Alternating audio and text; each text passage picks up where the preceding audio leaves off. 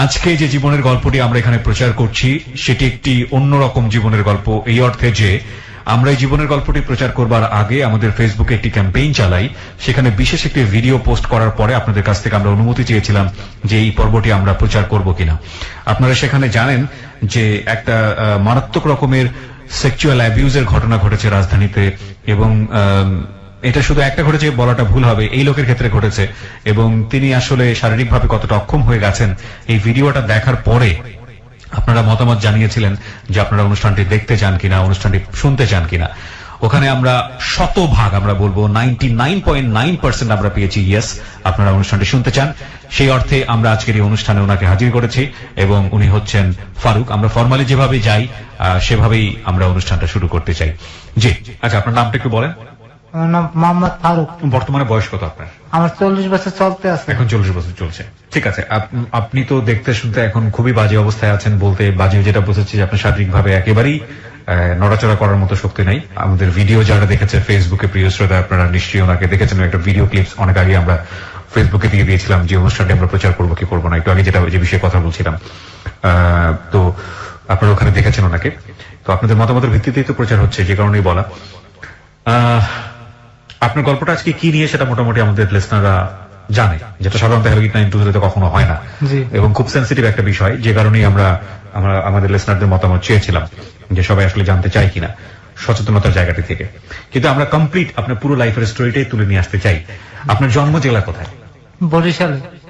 বরিশালে শহরে। আপনার আত্মীয় স্বজন বলতে কে কে আছে? মা বাবা ভাই বোন সবাই আছে। আপনার মা বাবা ভাই বোন সবাই কি এই ঘটনাটা জানে, যে ঘটনা আপনি আজকে না না আজ পর্যন্ত শেয়ার করিনি, প্রথম আমনুল্লাহ করতেছি। আপনি কেন করতে যাচ্ছেন? আপনার জীবনের এত সেন্সিটিভ একটা বিষয়, এই ঘটনার মধ্যে হাজার হাজার লোক জড়াই দেবে। আমার মতন এগুলো অসুস্থ বহুত লোক করে সার্বনি, উনি খুব খারাপ, এবং আপনি সচেতন করার জন্যই বলতে। আমি চাইতেছি কোন লোক যেন এই ভুলে আর না পারা না দেয়। আপনিও সামহাও ভুল করেছেন। আমি অনেকবারে ভুল করছি, আজকে আমার হাত পা সবই খুঁয়েছে। আমি প্রিয় শ্রোতা, আমরা শুরু করছি ওনার জীবনের গল্প একেবারে ছোটবেলা থেকে, যেখান থেকে মনে আছে আপনার জীবনের গল্প শুরু করুন, আমি শুনবো। আমার বাপ মা মধ্যে কোনো মিল ছিল না, তাকে ভিতরে খুব খারাপ সম্পর্ক ছিল, খুব ঝগড়াঝাটি, মানে কেউ সহ্য করতে পারতো না।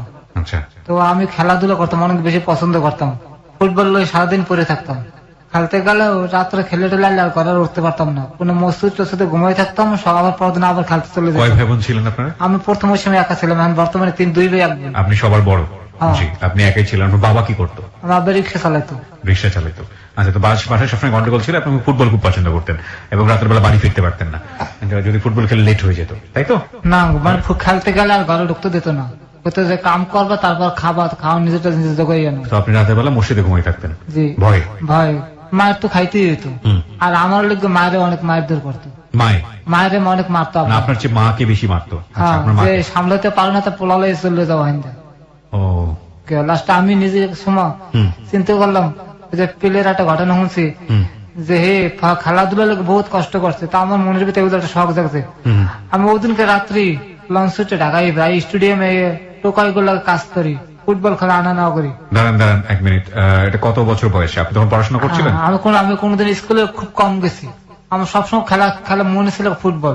আচ্ছা, তো ওই সময়ে আপনি একেবারে ছোট বয়সে 7-8 বছর বয়স, আমার শূন্যত হয় নাই। ওই সময় আসেন আপনি? ওই সময় ঢাকা চলে যাই, আমি ঢাকা উঠে এই বুলবুল আছে না ক্রিকেট প্লেয়ার, আর ছাত্র রক্সি ভাই। কিভাবে হলো আমি একটু শুনতে চাই, একটু সিরিয়ালি বলেন ঘটনাগুলো কিভাবে ঘটছে ঢাকায় আসার পরে। আমি জানতে চাচ্ছি কারণ এর আগে তো আপনি ঢাকায় আসেননি কখনো। না। তো বরিশাল থেকে আপনি ঢাকায় আসলেন, কিভাবে আসলেন আপনি? লঞ্চ উঠলাম, ওই প্লেয়ার কথা মনে করে, অনেক প্লেয়ার গল্পটা আমার শুনেছে যে হে খেলাধুলার জন্য এভেলেবল কষ্ট করছে, কাপড় দিয়ে ফুটবল বানিয়ে খেলাধুলা করছে। পেলের গল্প করেছে আপনার কাছে? ব্রাজিলের সেই মহানায়ক না, কিন্তু পেলের গল্পটা আপনি কার কাছ থেকে শুনতেন? আমার এলাকার এক ভাই আছে হানিফ, ও লেখাপড়া করতো, অর্ধার সন্ধ্যার পর অর্ধার যে বইতাম আমি। আচ্ছা, তো ও আমার এই গল্পটা শুনেছিল যে তুই তো যে কি কষ্ট করছ, তোর কাছে অনেক মানুষ অনেক কষ্ট করছে, আর আমি বড় বড় প্লেয়ার। আচ্ছা, এগুলো বলে আপনাকে উৎসাহ দিত? আমার উৎসাহ দিতে আমি ওদিনকে লঞ্চ উঠছি, ঢাকায় পড়ছি। আচ্ছা, ঢাকায় আসলেন, ঢাকা আইয়া মানে কি খাবো কি করবো চিন্তা করে পাইতেছিলাম না। কোন এলাকায় আসলেন উঠলেন? একদম বাইতুল মোকাররমের সামনে যে বড় টাওয়ার মানে প্রথম ওই জায়গায় আমি উঠছি। আচ্ছা, তারপর ওই জায়গায় কটা টোকায় পোলাফানে লাগে মার্বল খেললাম, ওগুলো পরিচয় হইলো, আর আমার বুদ্ধি দিল যে আমাগুলো কাজ করতে পারবি, তুই কাগজ টোকাগে। আমার একটা বস্তা দিল, আমি ওগুলো কাগজ কষ্ট করে ওগুলো বেচলাম, খাওয়ানো টাকা উঠতে গেলাম, আমার চিন্তা নেই। পরে যেখানে ওই যে 24 তলাটা ওই সাইডে জুলাস ভাই, লিটন ভাই নামে দুজন, আর মজিবার ভাই, ফকুরে বলেন মজিবার ভাই। আচ্ছা, হ্যাঁ মনে করেন হ্যাঁ কিছু কিছু লোকজন ফুটবল খেলতে, বৃষ্টি বৃষ্টি নামলে মানুষের চোরে কাপড় চোপড় লয়ে যেতে, আমার বাবা করছে কাপড় চোপড় দিতে, বইতে ধরে নাস্তা খাওয়াবো, মানে কাপড় চোপড় দেখার জন্য। হ্যাঁ দেখার জন্য আমি বইয়ে থাকতাম, নাস্তা খাওয়ালে খুব ভালো পেতাম আমার সবাই। আচ্ছা, মানে ওগুলো বসে বসে পাহারা দিতেন? পাহাড় দিতাম, হ্যাঁ লাগো খেলাধুলার চেষ্টা চালাই দিতাম, মিসকে বইয়ে থাকতাম না। বেলাল ভাই এমন আছে স্টেডিয়ামে, এমন বেলাল ভাই। আচ্ছা আচ্ছা, হে আমার খুব ভালো পেতো। আচ্ছা, পরে আস্তে আস্তে হ্যাঁ লাগা মিশিয়ে গেলাম। পরে এক পর্যায়ে স্টেডিয়ামে মালা ভাই নামে একজন লোক আছে, স্টেডিয়ামের যাতে টোক আছেন হ্যাঁ সবারই এই কাজ দেয়। হ্যাঁ লাগা পরিচয় হে আমার স্টেডিয়ামের ভিতরে ঢুকতে দিল। পরে কাজ করতে করতে পরে পরিচয় ক্রিকেট প্লেয়ার রফিক ভাই আর বুলবুল ভাই আছে না, বুলবুল ভাই। কেমন পরিচয় হলো? হে বরিশালে খেলতে গেছিল, বাজার রোডে খেলতে গেছিল, সেই সময় হাল্লা হারে আমি দেখছি 101 রান করে সবাই, আমি এই কথাটা মনে রাখছিলাম। পরে সব টোকাই গুলো বই রয়েছি, আমার ডাক দিচ্ছে, আমার গায়ে কোনো গেঞ্জি আসল না, আমার ডাক দেখো তোর বাড়ি কমকে বলছিল, তোকে বরিশাল খেলতে গেছিলাম, আমি চিনি তো, আপনি 101 রান করেছিলেন, হ্যাঁ তুই আমার সেন্সেস তাহলে। তারপরে তারা একটা সিঁদুর একটা গেঞ্জি গিফট করছিল, ভারতের সিঁদুর আছে না এগুলো র্যাক সাদা লাল র্যাক র্যাক একটা গেঞ্জি হারে গিফট করছিল, সেই গেঞ্জিটা আমার ব্যাগে কোনো বার করে আমার দেশে গেঞ্জি তো অনেক বড়, প্যান্টের মধ্যে ঢুকাইয়া আর একটা শর্ট প্যান্ট দিয়েছিল আমার, এই পরে থাক এই হাল্লাকে মনে করেন মোটামুটি হলো, তাই হার আশা বই থাকতাম। কোন সময় ব্যাগ লই আমি স্টেডিয়ামের ভিতরে ঘুরতাম যাইতাম, যেদিকে যেতে যাইতে হইতো, যার সব 20 টাকা 50 টাকা দিতে ওই আমি খাইতাম। পরে মনে করেন পরিচয় হলো রক্সি বল লাগে, মহামডানি খেলতে সময় রক্সি ভাই। পরে হে আমার একটা জার্সি দিল 20 নম্বর, ও আরামবাগে যখন খেলতে আরামবাগের টিমের একটা জার্সি দিল 20 নম্বর প্যান্ট আর জার্সি, এইটা তুই গায়ে দিস। রাতে থাকতেন কই? স্টেডিয়ামের বারান্দায় ঘুমাইতাম। ওখানে কি আর কেউ ঘুমাতো নাকি? অনেক বহুত পোলাপন ঘুমাইতো। এখনো ঘুমায়? এখনো ঘুমাই, আমি এখনো তো ঘুমাই, ওখানেই ঘুমান? এখানে ঘুমাই, আপনারা না হওয়ার আগে আমি এখানে ঘুমাই। স্টেডিয়ামের কোথায় ঘুমান? এটা স্টেডিয়ামের পুরো স্টেডিয়ামের ভিতরে লোকজন ঘুমাই, ওইখানে আপনি ঘুমান? আমি আমার পছন্দের মতন একটা জায়গায় মনে করে শুয়ে থাকে। আপনার আসবাবপত্র কি আছে? কিচ্ছু নাই, এই যে একটা লুঙ্গি আছে, একটা লুঙ্গিটা নিচে লাসি, আর জুতাটা মনে করেন একটা পলিথিনের মধ্যে ঢুকাই মাথার তলে দিয়ে দিই, আর কিচ্ছু নেই। সারাদিন কিভাবে টাকা পয়সা কই পান? পরিস্থিতি যদি কেউ কাজ লগা মিলে দেখাতে হয় তাহলে তার আমি কতটা কই যে ভাই এই সমস্যা আছে, 10 টাকা 2-4 পয়সা যা দেয় ওইটা দিয়ে নিজে খান আর রাতের বেলায় ঘুমায় থাকেন? হ্যাঁ তো ভিক্ষার জন্য হাত পাতেন? মানে কেউ কাছে সরাসরি হাত পাতেন যে দাঁড়াই ভাই আমি সমস্যা আছে, যদি এগুলোকে বলে আর যদি কেউ কিছু দেয় তাহলে ওইটা নি, ডাইরেক্ট হাত পাততে পারি না, আজে বাজে কথা কামাচ্ছি। প্রিয় শ্রোতা, আজকে যে গল্পটি আমরা এখানে তুলে ধরছি সেখানে অনেক গুরুত্বপূর্ণ ব্যক্তিদের নাম আসবে, যেটি যদি সুবিধাজনক ভাবে তাদের নামগুলো প্লেস করা যায় সেক্ষেত্রে আমরা সেটা প্রচার করবো, আর যদি বিষয়গুলো খুব সেন্সিটিভ হয়, তাদের মান সম্মানের বিষয় জড়িত হয়, সেক্ষেত্রে আমরা নামটাগুলোকে মিউট করবো। সো আপনারা প্রথমেই ওর সঙ্গে কথাবার্তা বলেই বুঝতে পেরেছেন যে ও আজকে যেসব ব্যক্তিদের নাম বলছে তারা ন্যাশনালি অনেক বিখ্যাত। ওকে, বলুন। তারপর স্টেডিয়ামে থাকতে থাকতে থাকতে থাকতে পর দেখা গেল খুব ভালো সম্পর্ক হয়ে গেল। ওই সময় একটা প্লেয়ার বাংলাদেশ টিমে একটা ছিল, প্রেসিডেন্ট কাপ হয়েছিল একটা, তো ওই সময় ওমান্সের প্লেয়াররা ছিল, আমি কালো দেখে তো আমার বেশি পছন্দ করছে। আমার ডিউটি ছিল এক কাতলি গরম চা, রং চা, লেবু আর একটা বরফের টুকরো, এই নিয়ে প্লেয়ার মানে যে সাইডে যে সাইড হ্যাঁ দিয়ে তো এই দায়িত্ব ছিল আমার। ওই ওমান্সের প্লেয়াররা আমার খুব পছন্দ করছিল।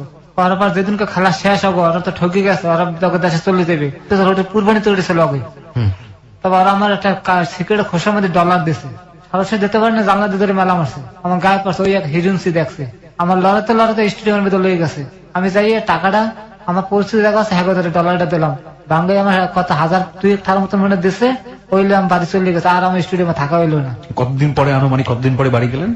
9 মাস। আমার মা কইছে আমি 9 মাস পরে আমার দেখছে। 9 মাস পরে বাড়ি গেলেন, এই এতটুকু টাকা নিয়ে 9 মাস পরে। 9 মাস বাড়ির কথা মনে পড়তো না? মনে পড়তো না আমার, খালি মনের মধ্যে সকাম প্লেয়ার সবল্লা খালি খেলাধুলা পরে থাকতাম। আউটডোর স্টেডিয়াম যেটা আমি মনে করেন আউটডোর স্টেডিয়াম না আছে না, যেটার মধ্যে আমি মনে করেন গাড়ি পার্কিং করছে, ওইটা ছিল যে খেলাধুলা, ওইটা হ্যান্ডবল খেলা ওইটার ভিতরে। ওইটার মধ্যে বেলাল ভাই আমাকে কাবাডি খেলার লোক টোকাই গুলো একটা টিম করছিল, টোকাই টিম কাবাডি, এটার মধ্যে আমি খেলছি। তারপর পাইনিয়ার খেলছি, আমি অনেক বিভিন্ন খেলতে যাইতাম, ছোট মানুষ কিন্তু আমি মনে করেন মিডফিল্ডে খুব ভালো খেলতাম, আমার সবাই লয়ে যেত লক্ষ্য করিয়া, খালি মনে একটা আসা প্লেয়ার পারলাম না। ঠিক আছে, শুনি আমরা। 9 মাস পরে বাড়ি গেলেন, তারপর? বাড়ি যেয়ে মনে করেন মা বাবার লোক মেসতে কেমন জানি ঢাকার কথা ভুলে গেলাম। পরে এক পর্যায়ে মনে আমার হানিফ কাকে তুই ঢাকার কি অবস্থা, তুই তো গেলে জিত করে প্লেয়ারে দেখাবি আমাকে, ওই যে লোকটা আপনাকে পেলের কথা বলছে। জি, তোর ঘটনা তুই তো মনে করেন হ্যাঁ সব ভুলিয়ে গেলি। আবার আমি লঞ্চ উঠলাম, ওর কত লগ আমি লঞ্চ উঠছি, আমার তো ভাড়া লাগে না, লঞ্চ উঠতে আবার ঢাকাইলাম, আবার মনে করেন হ্যাঁ লগা রইলাম। এক পর্যায়ে একজনের লগা পরিচয় হইলে football player, police team, IG team আছে, আইজি টিমের সেলিম স্যারের লাগে পরিচয় হইলো, আমরা তো টিম রাখছি, তা তুই আমাকে টিমের লগে থাকবি। বেতন দেবো, খাওয়া হলো আমার লাগে সব। এই আমি হ্যার কথা মতন উত্তরে চলে যাই, হ্যাঁ লাগে থাকতে থাকতে থাকতে থাকতে একদিন মনে করেন আইজি টিমের যে গোলকিপার ইমরান ভাই, আমার এবিলে জীবন মানুষের কারে না, তুই ড্রাইভিং শিখ। আমি কোন হয় কথা ঠিক করছে, আমার বুঝালে যে এই সমস্ত কাম করে তোর জীবন চলবে না, প্লেয়ার তুই হইতে পারবি না, সবার কপালেই নাই। সবাই যদি প্লেয়ার কি খুব ভালো খেলতেন আপনি? হ্যাঁ, আমি মিডফিল্ডে খুব ভালো খেলতাম, বানায় বল বানাইনি, আমরা অনেক ভালো ভালো পারতাম, খুব ভালো বল বানিয়ে দিতে পারতাম। গাড়ি পাওয়া ছিল না কিন্তু আমার, কিন্তু আমি এই জিনিসটা খুব ভালো পারতাম। আচ্ছা, তো আপনাকে কে পরামর্শ দিল? ইমরান ভাই, উনি হচ্ছে যে আইজি টিমের গোলকিপার। আচ্ছা, আপনার কত বছর বয়সের দিকে আনুমানিক মনে আছে? 9-10। কত সালের দিকে মনে আছে? ড্রাইভারই কথা পরামর্শ দিল আপনাকে? ওটা 95-তে পরামর্শ দিল। তারপর পরে আমি বললাম ঠিক আছে। আমি আবার বরিশাল আইলাম, আই আমাকে বাসা তো কোর্টের সামনে অনেক ডিসি গাড়ি ঘুরে, ডিসি এডিসি জেনারেল গাড়ি ঘুরে থাকে তো হ্যাঁ, যে ক্লিনার সে খুব দুর্বল, একটা গাড়ি বেশি 2টা গাড়ি ধুতে পারে না। শুকনো মানুষ তো, আমার যে ওস্তাদ বর্তমানে প্রথম যে ওস্তাদ আমার দেখা কথা ঠিক গাড়ি দিতে পারবো। প্রথম দিন আমার একটু গাড়ি চালানো আকপিস করালো, আমি লোভে পড়িয়ে গেলাম, আমি গাড়ি চালাতে পারি। পরের দিন আমি নিজেই মনে করেন গাড়ি চাবি লই, গাড়ি চালাই ভাঙ্গে চুরি গাড়ি লই, গাড়ি থুয়ে বাস পলাইছি। ডিস্ট্রিক্ট নাজির আমার খোঁজে গাড়ি বাংলা কামনে ডিস্ট্রিক্টের গাড়ি। আমি যে মনে করেন বাসায় বই রয়েছি, পরে হারে হারে কামনে কামনে এটা ম্যানেজ করছে করে আমার খবর দিছে, তোর কোন সমস্যা নাই, কারণ লোক তো নাই, গাড়ি দেবে কেটা।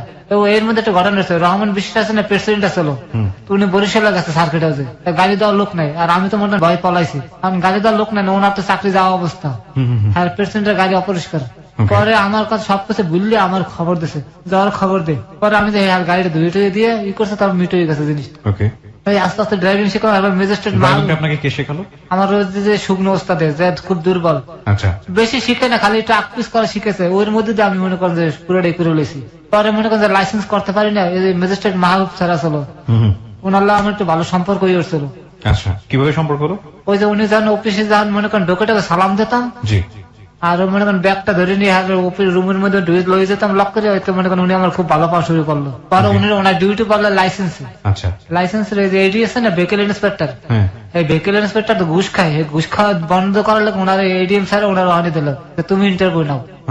পরে আমি যে স্যার দিলাম, স্যার আমি তো মনে করেন লেহাপড়া জানি, আমি কেমন কি করবো স্যার, গাড়ি চালাই দেখাতে পারবো কিন্তু লেহাপড়া কাম পারবো না স্যার আমি। তোমার ফর্মটা আমার দাও, এই ফর্ম গুলো নিজে দেখাইয়া দিয়ে দিছে, কাজ যা তুমি ফিল্ড টেস্টে থেকে খালি এই ফিল্ড টেস্ট আমার গাড়ি দিছে, এডিএম স্যারের গাড়ি আমার দিছে।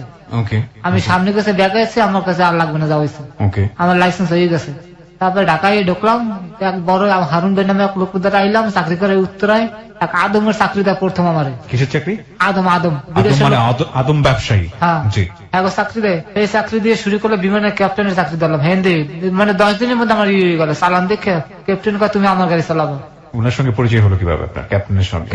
ক্যাপ্টেনের বাসায় আদম ভাড়া থাকতো। সমস্যা হচ্ছে আপনার? না ভাইয়া, চোখ দিয়ে পানি পড়তেছে যে, মানে কোনোদিন সামনে সামনে হয়নি তো ভাইয়া। কোনো সমস্যা নাই, আপনি আরামসে বলেন, রিল্যাক্সলি বলেন, দরকার হলে আরো সময় নেন আপনি। পরে ক্যাপ্টেন হিসেবে আমার নিয়ে বিমানের ক্যাপ্টেন আসলো, হ্যাঁ ডিউটি করতে রইলাম আস্তে আস্তে আমার মানে পরিবর্তন হইতে আছে। পরে লাগলাম এবি ব্যাংকে চাকরি, মানে খুব দ্রুত আপনার উন্নতি হচ্ছে, খুব দ্রুত আমার চাকরির পরিবর্তন হইতেছে। ওর উত্থানটা বুঝতে পারছেন, মানে একেবারে গ্রামের রজপাড়া গায়ে থেকে উঠে এসে ও কিভাবে ড্রাইভিং শিখে বড় বড় গুণী মানুষদের ড্রাইভার হয়েছে, গাড়ি ড্রাইভার, এবং ওর উত্থানটা আপনারা দেখতে পাচ্ছেন যে কত ড্রামাটিক্যালি, কত দ্রুত। আচ্ছা বলুন তারপর। তারপরে আমি একদিন মনে করেন যে ম্যাডামের স্যারের যে বউ, বেবি ব্যাংকের স্যারের বউ, উনি খুব রাগী মানুষ, ওনার আমার কথা কাটাকাটি গাড়িতে বইয়া। আমি ক্যান্টনমেন্টের দিয়ে মনে করেন যে আমি ইসে আওয়াজ ছিলাম। আজমপুর একটা কমিটি সেন্টার আছে, ওই কমিটি সেন্টার দাওয়াত খাইতে আওয়াজ আছে, তার স্যারের আমরা লইয়া তারপরে এক লগে দাওয়াত খাইতে যাবো। কিন্তু ম্যাডাম আমার এমন ভাবে মনে করেন ঝগড়া লেগে গেছে গাড়ির ভিতরে বইয়ে, ঝগড়া লেগে গেছে। হ্যাঁ, ঝগড়া গেছে, কিন্তু আমি সহ্য করতে পারবো, আমি কইতে স্যার আমি গাড়ি চালাইতে আছি। কচিঘাতের মুখে এক সময় একটা টেম্পু, যে লেগুনে বড় টেম্পু গুলি আছে না, ওই টেম্পু মারিয়ে দিই, আমার বন্যাটা একদম মনে করেন ব্যাংকের পিছনে চলে যায়। এটা কি ওনাদের ঝগড়ার কারণে আমার সেন্স আসলে ওনার দিকে, গাড়ি চালানোর দিকে আসলে না। একটা বিষয় এখানে একটু সবাইকে সতর্ক করতে চাই, বিশেষ করে রিক্সাতে যারা চড়েন, রিক্সাতে বিশেষ করে কাপল যারা আছেন, বয়ফ্রেন্ড গার্লফ্রেন্ড এবং অনেক সময় হাজবেন্ড ওয়াইফ, যাই হোক না কেন, রিক্সাতে উঠলে আমরা এমন ভাবে কথা বলা শুরু করি বা এমন আচরণ করি, আমরা ধরেই নিই যে রিক্সাওয়ালা কিছু শুনছে না। একইভাবে সিএনজিতেও আমরা এই ধরনের আচরণ করি অনেক সময়, এবং গাড়িতেও, কিন্তু অত্যন্ত সেন্সিটিভ বিষয়গুলো আমরা অনেক সময় এই জায়গাগুলোতে করে ফেলি এবং আমরা ধরেই নিই যে তারা আসলে কিছু শুনছে না, কিন্তু তারা শোনেন। এই তৃতীয় পক্ষকে আমরা অস্বীকার করি, আসলে অস্বীকার করার কিছুই নাই এবং এটা তাদের উপরে ইম্প্যাক্ট ফেলে। এবং এই যে অ্যাক্সিডেন্টের কথা বললো, এরকম অ্যাক্সিডেন্ট হওয়ার হামেশাই হয়। সুতরাং গাড়িতে উঠে যত সম্ভব নিজেদেরকে কন্ট্রোলে রাখুন, এবং এটা আপনার জন্যই ভালো। বলুন তারপর। পরে অ্যাক্সিডেন্ট করার পর স্যারে আমার অনেক ভালো জানতো, উনি আমার খুব পছন্দ করতো। স্যারে উনি ডিউটি ছিল 2 মায়ের স্কুলে না আনা, উনি গাড়ি পেতেন, উনি এর গাড়ি পেতেন না। আচ্ছা, ব্যাংকের গাড়ি কিন্তু উনি গাড়িতে উঠতে পারতো, উনি বাসে যেত। পরে মনে করেন ম্যাডাম এলে ঝগড়া অর্ডার পর গাড়িটা ওই করলাম, স্যার আমার খুব খেপি করলো। পরে ওই আমার টাকা পয়সা দিলে লাইট লুট কিনে, আর আমি চিন্তা করলাম কি আমার মনে হয় চাকরি নাই, আমি লাইট লুট কিনে দিই আর কিছু টাকা আমাদের রাখে দিয়া আমি গেছি, স্যার আমি চাকরি করবো না। যাই পড়লাম, আইয়ে মনে করেন যে পল্টনে এক পাকিস্তানের চাকরি লইলাম। আর চাকরি করতে করতে করতে করতে মনে করেন যে পরিচে হইলো যে মনে করেন রেন্টেকারের দেলার বেগুলো। হ্যাঁ, আমার চাকরি হঠাৎ করে একদিন চলে যায়, দেলার বের করলাম, দেলার বে আমার তো চাকরি নেই, আমি কি করবো, তুমি আমার রেন্টেকারে ভর্তি হও, তোমার তো গাড়ি চালানো আমি দেখছি ভালো, তুমি রেন্টেকারে ভর্তি। এই রেন্টেকারে ঢুকলাম। কত সালের দিকে এটা? 2007 বা 8 হইবে। আচ্ছা আচ্ছা, ওকে। ঢুকলাম, ঢোকার পরে মনে করেন যে হ্যাঁ লাগা আমার ট্রিপ মনে করেন যে লাগা বান্ধে লাগিয়ে রইলো। সমস্ত যে আমার একবার নেয় এই আমারই খোঁজে, তো ওই ছেলেটাকে দেন। ওকে। পরে মনে করেন যে বাবুদের নামে একজন লোক আছে হিন্দু, ওকে, উনি আমার হ্যাঁ গাড়ির লোক সেট করে, যে হ্যাঁ 4 জন পার্টনার, তো তারা নিজেরা বই আমার সেট করে যে এই গাড়িটা দিয়ে দাও, ও আর ট্রিপ আছে বেশি। ওকে। শুরু করে আর পিছনে আমি আর তাকাইনি, আমি চলতেই গেছি। ওকে। রেন্টেকারের সিস্টেমটা কি ছিল? মানে গাড়ি যে যেখানে খুশি ভাড়া নিত? ভাড়া নিতে পারতো আপনি জানি এন্ট্রি করিয়া আর আপনার ছবি তুলে রেখে দিত। তো আপনি ঢুকলেন রেন্টেকারে? ঢুকলাম, ঢুকে মনে করেন আমার কাজ চলতে আছে, আমি কোনো সময় মিস যাই না। আমি পিছনে একটু ঘটনা রেখেছে, ওই বলতে চাই আবার। বলেন। এমপি আলালবের 2001 নির্বাচনের সময় আমার গাড়ি ভাড়া নেই। আচ্ছা। বরিশাল দিয়ে, তা আমি নির্বাচনে 2001 হেল্লা মনে করেন থাকি, সবার ভালো পরিচয় হয়ে যায় আমার লাগে। আচ্ছা। একদিন রাত্রে মনে করেন যে আলালবের কিছু লোকজন গণ্য দিয়ে আগুন যারা দিয়ে দিতে রাত্রে 2টার সময়, হঠাৎ করে হাগত কিছু প্লাইন আছে, রাত্রে পার করে দিতে হইবে। পরে আমার কলে তোমার গাড়িটা আছে খালি, আমি কাছে আছে স্যার, কথা আমার লোকজন গণ্য একটু দিয়ে গণ্য দিয়ে আগুন যারা দিয়ে আমার কাছে, আমি রাত্রে রাজি হয়ে গেছি, ভাড়া বেশি দিছে, আমি রাজি গেছি। তা আমি রাত্রে দিয়ে আসার সময় গাড়ি রাত্রে অ্যাক্সিডেন্ট করে, আমি রাত্রে প্রথম একটা হুন্ডা মারে, হুন্ডা লাগছে না, পরে এক রিক্সার মধ্যে যাত্রী মহিলার পুরুষ ধাক্কা একজন কানের পর্দা ফাঁকছেন, একজন বুক ফাটতে যায়। আপনার? না না, আমার গাড়িতে। পরে আমি গাড়িতে উঠে বরিশাল মেডিকেল ভর্তি করি। আপনার গাড়িতে ধাক্কা লাগে? আমি ঠিক বুঝলাম না। মানে যাত্রী নামে দেওয়ার সময় রাত্রে আমি প্রথম একটা হুন্ডা অ্যাক্সিডেন্ট করে, তা ভয়ের ঠাল আমি গণ্য ইসে ঢুকি, উজিরপুর ঢুকি, অভিবের এলাকা, অভি আর এলাকায় ঢুকে, তো ওই এলাকা আমার লোকজন আছে, আমি সিনিয়র ইলেকশনের সময় সবাই তো আমার কিছু করতে পারবে, এই চিন্তা ছিল মাথায়। ঢাকা এলাকা যখন ঢুকছি না, তখন খুব ভোরে একটা রিক্সা, আপনি নাড়া আছে না ধান, এই ধান খেতে রাস্তার মধ্যে ফালাই রাখছে। তো ওই রিক্সাওয়ালারা মনে খুব সম্ভব আমার গাড়ি চালানোর মতো, যেটা আমি বুঝতে পারতেছি, রিক্সাওয়ালারা মনে যাত্রী করছে রিক্সা ঘুরাও, তা রাস্তা তো সরে 2 পাশে নাড়া ফালাই রাখছে, রাস্তা কোনো কম কমে গেছে রাস্তা। তা আমি তো মনে করেন টাইনে যাইতে আসছি, আমার শহর উঠতে হবে। ওই রিক্সাওয়ালা করছে, হঠাৎ করে গাড়ি ঘুরিয়ে ফেলেছে, আর আমি মেরে দিতেছি রিক্সাটাকে। ওই যাত্রী 2 জন পড়ে গেছে, মহিলা একটা পুরুষের, দুজন হিন্দু। পরে একদম মনে করেন আমি গাড়িতে তাকে উঠলাম, আমি বললাম খবরদার কেউ ধরবেন না, এটা এমপি সাহেবের গাড়ি, যাও আমরা বুঝবো। আপনি আগে গাড়িতে রুগী উড়ে দেন, আমি লয়ে যাই আগে। এই দুজন আমি উড়ে বরিশাল মেডিকেলে নিয়ে ভর্তি করে আমি গাড়ি পলাই পড়ি। আয়ার রাত্রে বিকেল 4টার সময় দুজন মারা যায়। পারলাম না, বাঁচাতে পারেন না? পারলাম, চেষ্টা করছে, কোন ড্রাইভার আজ পর্যন্ত রিক্স লয় না, যে রুগী লইয়া মেডিকেল ভর্তি করছে। আমার কাগজপত্র দেখে ম্যাজিস্ট্রেট আমার জামিন দিয়ে দিছে। ম্যাজিস্ট্রেট জামিন দিয়ে দিল মানে? ঠিক বুঝলাম না, আপনাকে ধরছিল নাকি? আমি সারেন্ডার করছিলাম। কেন? আমার নামে তো মামলা হয়েছে এই রোগী তুলার কারণে গাড়িতে? হ্যাঁ, না না না, আমি গাড়ি অ্যাক্সিডেন্ট করছি না, গাড়ির নাম্বারটা আমার গাড়ি হুদ্দে জব্দ হয়ে গেছে। আচ্ছা। থানা ধরে লয়ে গেছে। আচ্ছা। নেওয়ার পর আমার নাম মামলা হয়েছে, বাপ ঠিক একজন ধরা পড়ছে, আমার হেডকোয়ার্টার ধরা পড়ছে। আমি সবকিছু করে দিয়েছে, আর কোর্টের পিছনে বাসার মতো সবাই ছেলে। মামলার পরে আমার মামলায় লেখে দিয়ে গেছে পুলিশ দারোগা ইমরান স্যার, ভালো আসলো, যে ড্রাইভার চেষ্টা করছে, যে বাঁচানো পারে নাই, মেডিকেলে ভর্তি করছে, এই কথার উপরে আমার জামিন হয়েছে। তা আমার যে উকিল ছিল, এ কথা স্যার এই ছেলে যদি খারাপ হতো তাহলে রুগী মেডিকেল আনতে না, রাস্তায় ফালাই থুয়ে যেত। চেষ্টা করছে, বাঁচানো পারেনি, এই জামিন হয়ে গেল। পরে আল্লাহ জামিনের রাখা আমি খুব ভয় পেয়ে গেছিলাম। মানে জামিন ঠিক আপনি জেলে গিয়েছিলেন? না, আমার যাইতে হয়নি, আমি পার্টির লোক একটা মিছিল করিয়ে হেলাইছি। আচ্ছা। যারা উড়িয়ে হেলাবে এত টাকা দেবো। পরে আল্লাহর কাছে প্রার্থনা করলাম, আল্লাহ যদি আমি এই যে মাপ পাই তাহলে আমি এটা 3 মেয়ে বিয়ে করবো। মানে আপনি প্রার্থনা করলেন? আল্লাহর কাছে একটা প্রার্থনা করলাম, আমি খালাস জামিন পাই। আমি খুব ভয় পেয়ে গেছিলাম যে মার্ডার মনে ও স্বাভাবিক মার্ডার তোমার এই কেসে মনে আমার সাজা আমার এবি লইবে। ওকে, আমি ভয় জানতাম না যে গাড়ি অ্যাক্সিডেন্টের মার্ডার আর ওই ম্যাটার এক না, আচ্ছা, বুঝতাম না আমি। ওকে, পরে আল্লাহ ঠিকই যখন আমি দেখছি আমি জামিন পেয়ে গেছে, তখন আমি মনে মনে করছি যে আমি একটা এতিম মেয়ে বিয়ে করবো। পরে আমি বিয়েটা করি, আমি সুন্দরবন লঞ্চের নাম শুনতাম মনে হয়, সুন্দরবন লঞ্চ, জি, হ্যাঁ। এই সুন্দরবন লঞ্চের মালিক আছে জন্টু শেখ, জি, হ্যাঁ চাকরি করতাম আমি। আচ্ছা, কিসের চাকরি করতেন? ড্রাইভারি, ড্রাইভিং। ওকে। তো আমার এই প্রায় সময় রাত্রে একটা মোবাইল দিয়ে মিস কল হইতো। অকারণে মিস কল আসতো? হ্যাঁ অকারণে মিস কল হইতো, আমি কোন সময় ব্যাক করতাম, আমার অবশ্যই আমি কোন সময় ব্যাক করি না। আচ্ছা, তোমার যাতে কথা করিস তা তুমি সরাসরি করো, ওকে, কিন্তু সারা রাত বই খালি মিস কল হইতো, সারা রাত বইয়া হুম হুম হুম, ঘুমাইতে পারতাম না। পরে এক সময় ব্যাক করলাম, করার পর হাল্লা মাল্লা কথাবার্তা হইলো। আমি জিজ্ঞেলাম তোমার কে কে আছে, আমার কেউ না, বাপ মা না। তখন তো মনে করেন আমার তার প্রতি একটু দুর্বলতা লাগিয়ে গেল, আমি তো একদিন খুঁজে মনে মনে। আচ্ছা, তো ওর নাম কি ছিল মেয়ে? ফেরোজা। ফিরোজা, আচ্ছা, হ্যাঁ। পরে মনে করেন ভাল লাগে আমার লাগে, একদিন মনে করেন যে রাত্রে কথা হয় কি যে আমি তুমি এক কাপের বরিশাল লাইতে পারবো, আমি পারবো না। মানে মেয়ের সঙ্গে কি আপনার পরিচয় হয়ে গেল? হ্যাঁ ফোনে ফোনে ওই বেশ ধরনের হ্যাঁ। সম্পর্ক কি হয়ে গেল? হ্যাঁ, প্রেমের যে সম্পর্ক? হে আমার লাগে সম্পর্কটা হয়ে গেল। আচ্ছা, তা আমি জিজ্ঞেস করলাম যে তুমি এক কাপের বরিশাল লাইতে পারবো, পারবো না। আচ্ছা, ভোর 7টার সময় উঠতে আমার ফোন দিয়েছে, আমি কিন্তু গাড়িতে, আমি বিশ্বাস করিনি। এবার আপনার সঙ্গে ফোনে কথোপকথন হওয়ার কতদিন পরের ঘটনা? 3 মাস। 3 মাসের মধ্যেই? হ্যাঁ। আচ্ছা, তারপর? পরে আমার গাড়িতে উঠে 7টার সময় উঠে আমি গাড়িতে, আমি বিশ্বাস করিনি জিনিসটা। আমি মনে করেন যে বাসায় ডিউটি করতে আছে ম্যাডামের, হুম, আর বাচ্চা করে ডিউটি। পরে মনে করেন 4টার সময় আমার বরিশালে ফোন দিয়েছে, আমি নতুল্লা বাস। কিসের লগে? নতুল্লা বাস, আমি বাস স্ট্যান্ডের নাম আছে নতুল্লা বাস। আচ্ছা, আচ্ছা, তখন আমি আমার পাশে একটা ছোট ভাই আসলো রফিক নাম, আমার সবসময় কারণ রফিক ঘটনাটা ঠিক আছে, এভেলেবল ঘটনা মেয়ে তাই পড়ছে, হুম হুম হুম, চল ফারুক আগে দেখে লই। আচ্ছা ঠিক আছে চল যাই, এই রিক্সা গেলাম, যাই আমার দেখে তো পছন্দ হয় না, দেখে যে মা ভাই সম্ভব না, মানে যত কিছু হোক না কেন মন হ্যাঁ। থেকে নিয়ে নিতে পারছেন না। মানে আমি এখন মনে করি যে কি করবো, কান্দি দেবো না, আমি ফিরে আই করবো। আর আমি রফিক কি করবো, ফারুক ভাই বরিশালের লোকজন না, এই মাইয়ে তোর দাঁড়াইছে, কোন একটা খারাপ কিছু করতে গেল তোর নাম কইবে, মা হুদা দিয়ে মনে করেন নারী নির্যাতন মামলা ফিরে যাবে। মেয়েটাকে দেখে পছন্দ হলো না কেন? মাইরা মানে দেখে মানে বয়স্ক মনে হইতেছে, বয়স্ক মনে হচ্ছে, মানে চেহারা ছবি দেখে আপনার পছন্দ হয়নি? না। আচ্ছা, আগে বাসা লইলা, এটা বুঝে হয় না, তারপর কিছু টাকা পয়সা দিয়ে বিদে আগে বাসা লইলা। আগে বাসা নাও, হ্যাঁ, আপনার বন্ধুই পরামর্শ দিচ্ছে? হ্যাঁ, আমি হাতর বুদ্ধি ঠিক আছে, লতে যাই। তারপর মনে করেন যে আমি বাসা, আমার দোকানে বাসা আসলো, আইলাম। চানমিয়ার নাম আছে না, আমি নাম শুনিনি। এই যে মেয়ের প্রার্থী আসলো বরিশালের। আচ্ছা, আচ্ছা, হ্যাঁ ভারপুর আসলো ওইটা রফিক। ওকে, ওনার বাসা নিলেন? হ্যাঁ বাসার পিছনে ভাড়া থাকতাম, ওকে। ব্যাচেলার একলা। প্রিয় শ্রোতা, আপনাদের এখানে সবাইকে একটু নোটিফাই করছি, আজকে যে গল্পটা এখানে রিভিল হচ্ছে, হুইচ ইজ কোয়াইট সেন্সিটিভ এবং of course it's 18+ story in a sense, সচেতনতার দিক থেকে প্রাপ্তবয়স্কদেরই আমরা শুনতে বলবো এই গল্পটা।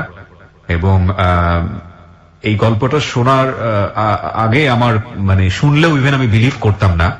আমি একটি বিদেশি চ্যানেলে একটা অনুষ্ঠান দেখেছিলাম, সেখানে এক ধরনের ক্রাইম নিয়ে একটা অনুষ্ঠান প্রচার করা হয় রেগুলার, এবং বাংলাদেশে অসংখ্য শ্রোতা আছে ওই অনুষ্ঠানের। সেখানে এই ধরনের অ্যাবিউজের কথা আমি জানতাম, এবং জানার পর আমার কাছে অনেকটা অবাকই লেগেছে। সেটা হচ্ছে সেক্সুয়াল অ্যাবিউজ। সেক্সুয়াল অ্যাবিউজ যে একটা মানে পূর্ণ বয়স্ক মানুষও হতে পারে এবং ছেলে মানুষ হতে পারে, সেটা আমাদের সোসাইটিতে সাধারণভাবে বিলিভ করাটা খুব কঠিন। কিন্তু এই মানুষটি এমন ভাবে অ্যাবিউজ হয়েছে কোন একটি সম্ভ্রান্ত পরিবারের মহিলা দ্বারা, এবং কি সিস্টেমেটিক্যালি তাকে অ্যাবিউজ করা হয়েছে আপনি চিন্তাও করতে পারবেন না। ওভারডোজেস মেডিসিন দিয়ে ওর শরীরটাকে পুরোপুরি শেষ করে দেওয়া হয়েছে। যারা ভিডিও দেখেছেন, আমরা বেশ কিছুদিন যাবত এটা নিয়ে প্রচার প্রচারণা চালিয়েছি, এবং এই যে নাটকীয় ঘটনা, এই ঘটনাটা জন্মটা কিভাবে হয়েছিল সেটা, এবং উনি স্বেচ্ছায় আজকে এখানে রেডিওতে বলতে এসেছেন এই কারণে যে ওনার জানা মতে অনেকেই এই শিকারে পা দিচ্ছেন, এবং এই শিকারে পা দিয়ে নিজের সমস্ত কিছু খোয়াচ্ছেন যাতে করে এই ভুলটা কেউ না করেন। আমরা সেই গল্পের দিকে ধীরে ধীরে যাব। তবে এই মুহূর্তে বিরতির সময় হয়েছে, যেহেতু আমরা ছোট্ট একটা বিরতি নেব 4 মিনিটের। আর ওনাকে যদি আপনারা দেখতে চান, অবশ্যই ফেসবুকে চলে আসবেন। আমার ফেসবুকের ঠিকানা হচ্ছে www.facebook.com/kibriya.rj। আমি আবারও বলছি www.facebook.com/KEBRIA.RJ। পেজটি আছে RJ কিবরিয়া নামে। লাইক দিয়ে দেবেন, লাইক দেওয়ার সঙ্গে সঙ্গে আপনি আমার পেজের মেম্বার হয়ে যাবেন। ক্লোজ আপ মনে করিয়ে দেয় জীবনের দুর্দান্ত কিছু মুহূর্ত। এসব মুহূর্তের দেখা পেতে পেরোতে হয় হাজারো বাধা বিপত্তি। বাধা অতিক্রম করতে গেলে অনেক সময় আসে ব্যর্থতা। চেষ্টা, সাহস, আত্মবিশ্বাস এবং ইচ্ছা শক্তির মাধ্যমেই আমরা জয় করতে পারি সব বাধা, অর্জন করতে পারি জীবনের কিছু দুর্দান্ত মুহূর্ত। ক্লোজ আপ, দুর্দান্ত ফ্রেশনেস, বানায় দুর্দান্ত মুহূর্ত। ফিরে আসছি ঠিক 4 মিনিট পর। Close Up presents Hello 8920. Close Up. The closer, the better. Close Up presents Hello 8920. Close Up. The closer, the better. 4 minute পর আমরা আবারও ফিরে এসেছি ক্লোজ আপ প্রেজেন্স হ্যালো 8920 তে। The closure the better. আমি আরজি কিবরিয়া রয়েছে আপনার সঙ্গে এবং আপনারা শুনছেন এবিসি রেডিও এফএম 89.2। এখানে আজকে জীবনের গল্প বলার জন্য আছে ফারুক। তার জীবনের যে অবর্ণনীয় গল্প সেটা কিছুটা হলেও আপনারা আজ করতে পারছেন, কিন্তু আমরা সেই গল্পের ভেতরে এখনো প্রবেশ করিনি। আমরা সেখানটায় যেতে চাই ধীরে ধীরে। ক্লোজ আপ মনে করিয়ে দেয় জীবনের দুর্দান্ত কিছু মুহূর্ত। এসব মুহূর্তের দেখা পেতে পেরোতে হয় হাজারো বাধা বিপত্তি। বাধা অতিক্রম করতে গেলে অনেক সময় আসে ব্যর্থতা। চেষ্টা, সাহস, আত্মবিশ্বাস এবং ইচ্ছা শক্তির মাধ্যমেই আমরা জয় করতে পারি সব বাধা, অর্জন করতে পারি জীবনের কিছু দুর্দান্ত মুহূর্ত। ক্লোজ আপ দুর্দান্ত ফ্রেশনেস বানায় দুর্দান্ত মুহূর্ত। আমি আরজি কিবরিয়া রয়েছে আপনার সঙ্গে এবং আপনারা শুনছেন এবিসি রেডিও এফএম 89.2। এখানে আজকে জীবনের গল্প বলার জন্য আছে ফারুক। তার জীবনের যে অবর্ণনীয় গল্প সেটা কিছুটা হলেও আপনারা আজ করতে পারছেন, কিন্তু আমরা সেই গল্পের ভেতরে এখনো প্রবেশ করিনি। আমরা সেখানটায় যেতে চাই ধীরে ধীরে। ফারুক, আমরা যেখানটায় ছিলাম, ব্রেক নিয়েছিলাম যেখানে, বলুন তারপর। ওই বাসায় তো আবার নিয়ে আইলাম, আর পরে আমার তো পছন্দ হয় না। আর মানুষের জন্য ও কইতেছে যে আমি এতিম মানুষ, এখন যদি আমার এখান ফেরত পাঠায় দাম বাইরে দেওয়া থাকে তাহলে আমার আর ঘরে ঢুকতে দেবে না। মানুষের কাছে এই ধরনের কথা বলতেছে। আচ্ছা, আর এলাকার যারা মুরব্বী জি, হ্যাঁ আমার পক্ষে চলে গেল, আর আমার পক্ষে কেউই নেই। তুমি এতিম মেয়ে আনছেন, তোমার বিয়ে করতে হইবে। পরে কি আর করা বাধ্য হয়ে মনে করেন যে লোকজন ডাকি ডুকে রাত্রে মনে করেন বিয়ে হয়ে গেল। বিয়ে হয়ে গেল? কত সালে বিয়ে করলেন আপনি মনে আছে? হ্যাঁ, কত সালে? 2009 জুন মাসে। 2009 সালের জুন মাসে? জি। আচ্ছা, 9 তারিখ আচ্ছা, বিয়ে করলেন আপনি? বিয়ে করার পরে তারপরে আস্তে আস্তে দেখে যে আমার লাগে প্রতিটা দিন মনে করেন হেলা আমার লাগে। আমার মা বাবা যেগুলো করতে হেরা অবস্থায় সেইভাবে ঘটনা করতেছে। মানে ঝগড়া? বরিশাল থাকবে না, ঢাকায় ঢাকায় আসবে? জি, ঢাকা তার স্বামী আছে, বাচ্চা আছে, হেতার আমি জানি না। জানলেন কিভাবে? মাতৃত্ব দাগ আছে না, যে আপনারা বুঝছেন কিনা জানি না। মাতৃত্ব দাগ, হ্যাঁ, প্রেগন্যান্সি স্পট যেটাকে বলে। হ্যাঁ, ওই দাগ আমি তার শরীরে দেখতে পাই। আমি জিজ্ঞেস করলাম এটা কিসের দাগ? আমার গায়ে খেজুরের রস পড়ছিল। তার মাথাটা মনে করেন যে আমার গা অতটা চিন্তা করিনি। আর পরে আমি ঢাকায় পড়ি আর যে না মার দ্বার কদিন রইলাম, দেখে মা বাবার লাগা যা আছে কইতে আছে। আমি বললাম যাক ঘরে সংসার আগে বাসাই লই আগে, বিয়ে দান করছে তাতে হালাই তো আর দেওয়া দিবে না। ঢাকায় নিয়ে আসি। ঢাকায় মনে করেন এসে রইলাম, রামপুরের টিভি সেন্টারের পিছনে ভাড়া রইলাম। ওই সময়টাতে আপনি কি করেন? ওই গাড়ি চালাই, আমার লাগে ভালো ভালো মালিকের লোক পরিচয় রয়ে মানে গেছে। কি কোনো মালিকের গাড়ি চালান নাকি রেন্টের কার চালান? রাতুল লঞ্চের মালিকের গাড়ি চালাই। আচ্ছা, প্রিয় শ্রোতা, আজকে যে গল্পটা ও বলছে ওর যে রেফারেন্স আপনারা শুনেই বুঝতে পারছেন যে কতটা অথেন্টিক এই গল্পটা। ওকে, বলুন তারপর। পরে আমি একদিন মনে করেন যে নর্থ সাউথ ইউনিভার্সিটি 10টা ড্রাইভের একখানে বইয়ে থাকলে যে গল্প করেন, আমি একদিন প্রতিদিনই গল্প করি। কিন্তু একদিন আমি ওই যে পেটের দাগের কথা জিগেই আমি জিম খেয়ে গেছি। তা আমার এক ছোট ভাইয়ের মতন আমার অনেক পছন্দ করে। ও পেটের দাগের কথা আপনি কাকে জিজ্ঞেস করলেন? ছোট ড্রাইভার ছোট ভাই আরো জিগেলাম যে বাইরে এগুলি পেটে এগুলি দাগ আছে, এটা ঘটনা কি অবস্থা? আর তোমার বউ আবুতে বাচ্চা ফলাইছে, নাহলে তোমার বউর বিয়ে আছে। আমাকে এটা কেমনে বুঝবো? তুমি আজকে যে জিগেবা, কালকে তুমি আমার তোমার কালকে আমি রেজাল্ট দেবো। গাছটা বাসায় জিগেলাম যে তুমি সত্যি করে কয় এটা কিসের দাগ? তোমার না করলাম যে আমার গা খেজুর রস পরে পড়ে গেছে বিলে। পরে ওরা করলাম, বললাম না ওস্তাদ তোমার এই ঘটনা আমি বিশ্বাস করি না। এটা হচ্ছে যে তোমার হয়তো বাচ্চা ফলাইছে, নাহলে তার বিয়ে আছে, বাচ্চা আছে। আমি তো ভাই মাটির মধ্যে হান দিয়ে গেলাম যে আল্লাহ কি করলাম, কি এতে মারলাম। তারপর আমি যে ছেলের ডিউটি করে জানালাম যে বাইরে এই ঘটনা। ও আবার এক ছেলে মায়ের লোক ডাক্তার প্রেম করে। আপনার চোখ দিয়ে পানি পড়ছে। আপনার একেবারেই মনে করতে হবে এমন কোনো কথা নাই। আপনার শরীরের অবস্থা খুবই খারাপ, আমরা জানি। আপনি কি একটু রেস্ট নিতে চাচ্ছেন? না না ভাই, চলতেছে চলুক। চলতেছে চলুক, কাছে বলেন। হ্যাঁ, ওই হাসপাতালে হে মাইয়ে ডাক্তারি পরে, হ্যাঁ ফোন দিলাম, হে এক রেজাল্ট দিলে যাতে বাচ্চা হয়েছে, নাহলে সে খারাপ ছিল। মানে কনফার্ম বলে দিল? কনফার্ম বলে দিলাম। তারপর আমার যে কখন কইলে তখন আমি আর মানি নিলাম। আমি রাতুল আমার কাকা ফারুক ভাই তুমি বিলে পারবা না, আমি তোমার একটা বুদ্ধি শিখিয়ে দিই। তোমার রাত্রে বুঝাইয়ে কও যে তুমি যদি মনে করেন মিথ্যা তাহলে তোমার এখানে মেডিকেল টেস্টে ধরা পড়ে। আচ্ছা, হ্যাঁ এটা সত্যি, মেডিকেল টেস্টে ধরা পড়ে। মেডিকেল টেস্টে ধরা পড়ে যদি তুমি যদি মনে করেন মিথ্যা কথা কও তাহলে কিন্তু তোমার ডিভোর্স দিয়ে দেবো। আচ্ছা, কারণ আমি রাত্রে দিয়ে মনে করেন আরে কইলাম একটা শাড়ি গিফট করলাম, ও আমার রাত্রে 500 টাকা দিচ্ছে, তুমি যে শাড়ি কিনে আর গিফট করে সুন্দর করে বলো। হ্যাঁ করে বলো। তারপর বললাম যে তুমি সত্যি করে কর, নাহলে কিন্তু তোমার ডিভোর্স দিয়ে দেবো। পরে উঠতে কাকা হ্যাঁ আমার একটা বিয়ে আছে, একটা বাচ্চাও আছে। বিয়ে আছে, বাচ্চাও আছে, ডিভোর্স হয়নি? আমি তো ভাই মাথা মতো আউলে গেছে মুহূর্তের ভিতরে। জানলা কোন অভিশাপ কোন অভিশাপে ঢুকলাম, জেল খাটাই তো ভালো আসলো আমার। একটা বিষয় নিশ্চয়ই আপনারা জানেন যে ও জেল খাটা থেকে রক্ষা পেয়েছিল বলে নিয়ত করেছিল যে একটা এতিম মেয়েকে বিয়ে করবে, এবং মিস কলে একটা এতিম মেয়ের সঙ্গে পরিচয়। ও এতিম মেয়ে তাকে না দেখে না বুঝে জেনে শুনে না জেনে বলবো বিয়ে করে, এবং পরবর্তীতে এই ঘটনাটা সে জানতে পায়, এবং যে কারণে ও বলছে যে আমার তো জেল হওয়াটাই ভালো ছিল। বলুন তারপর।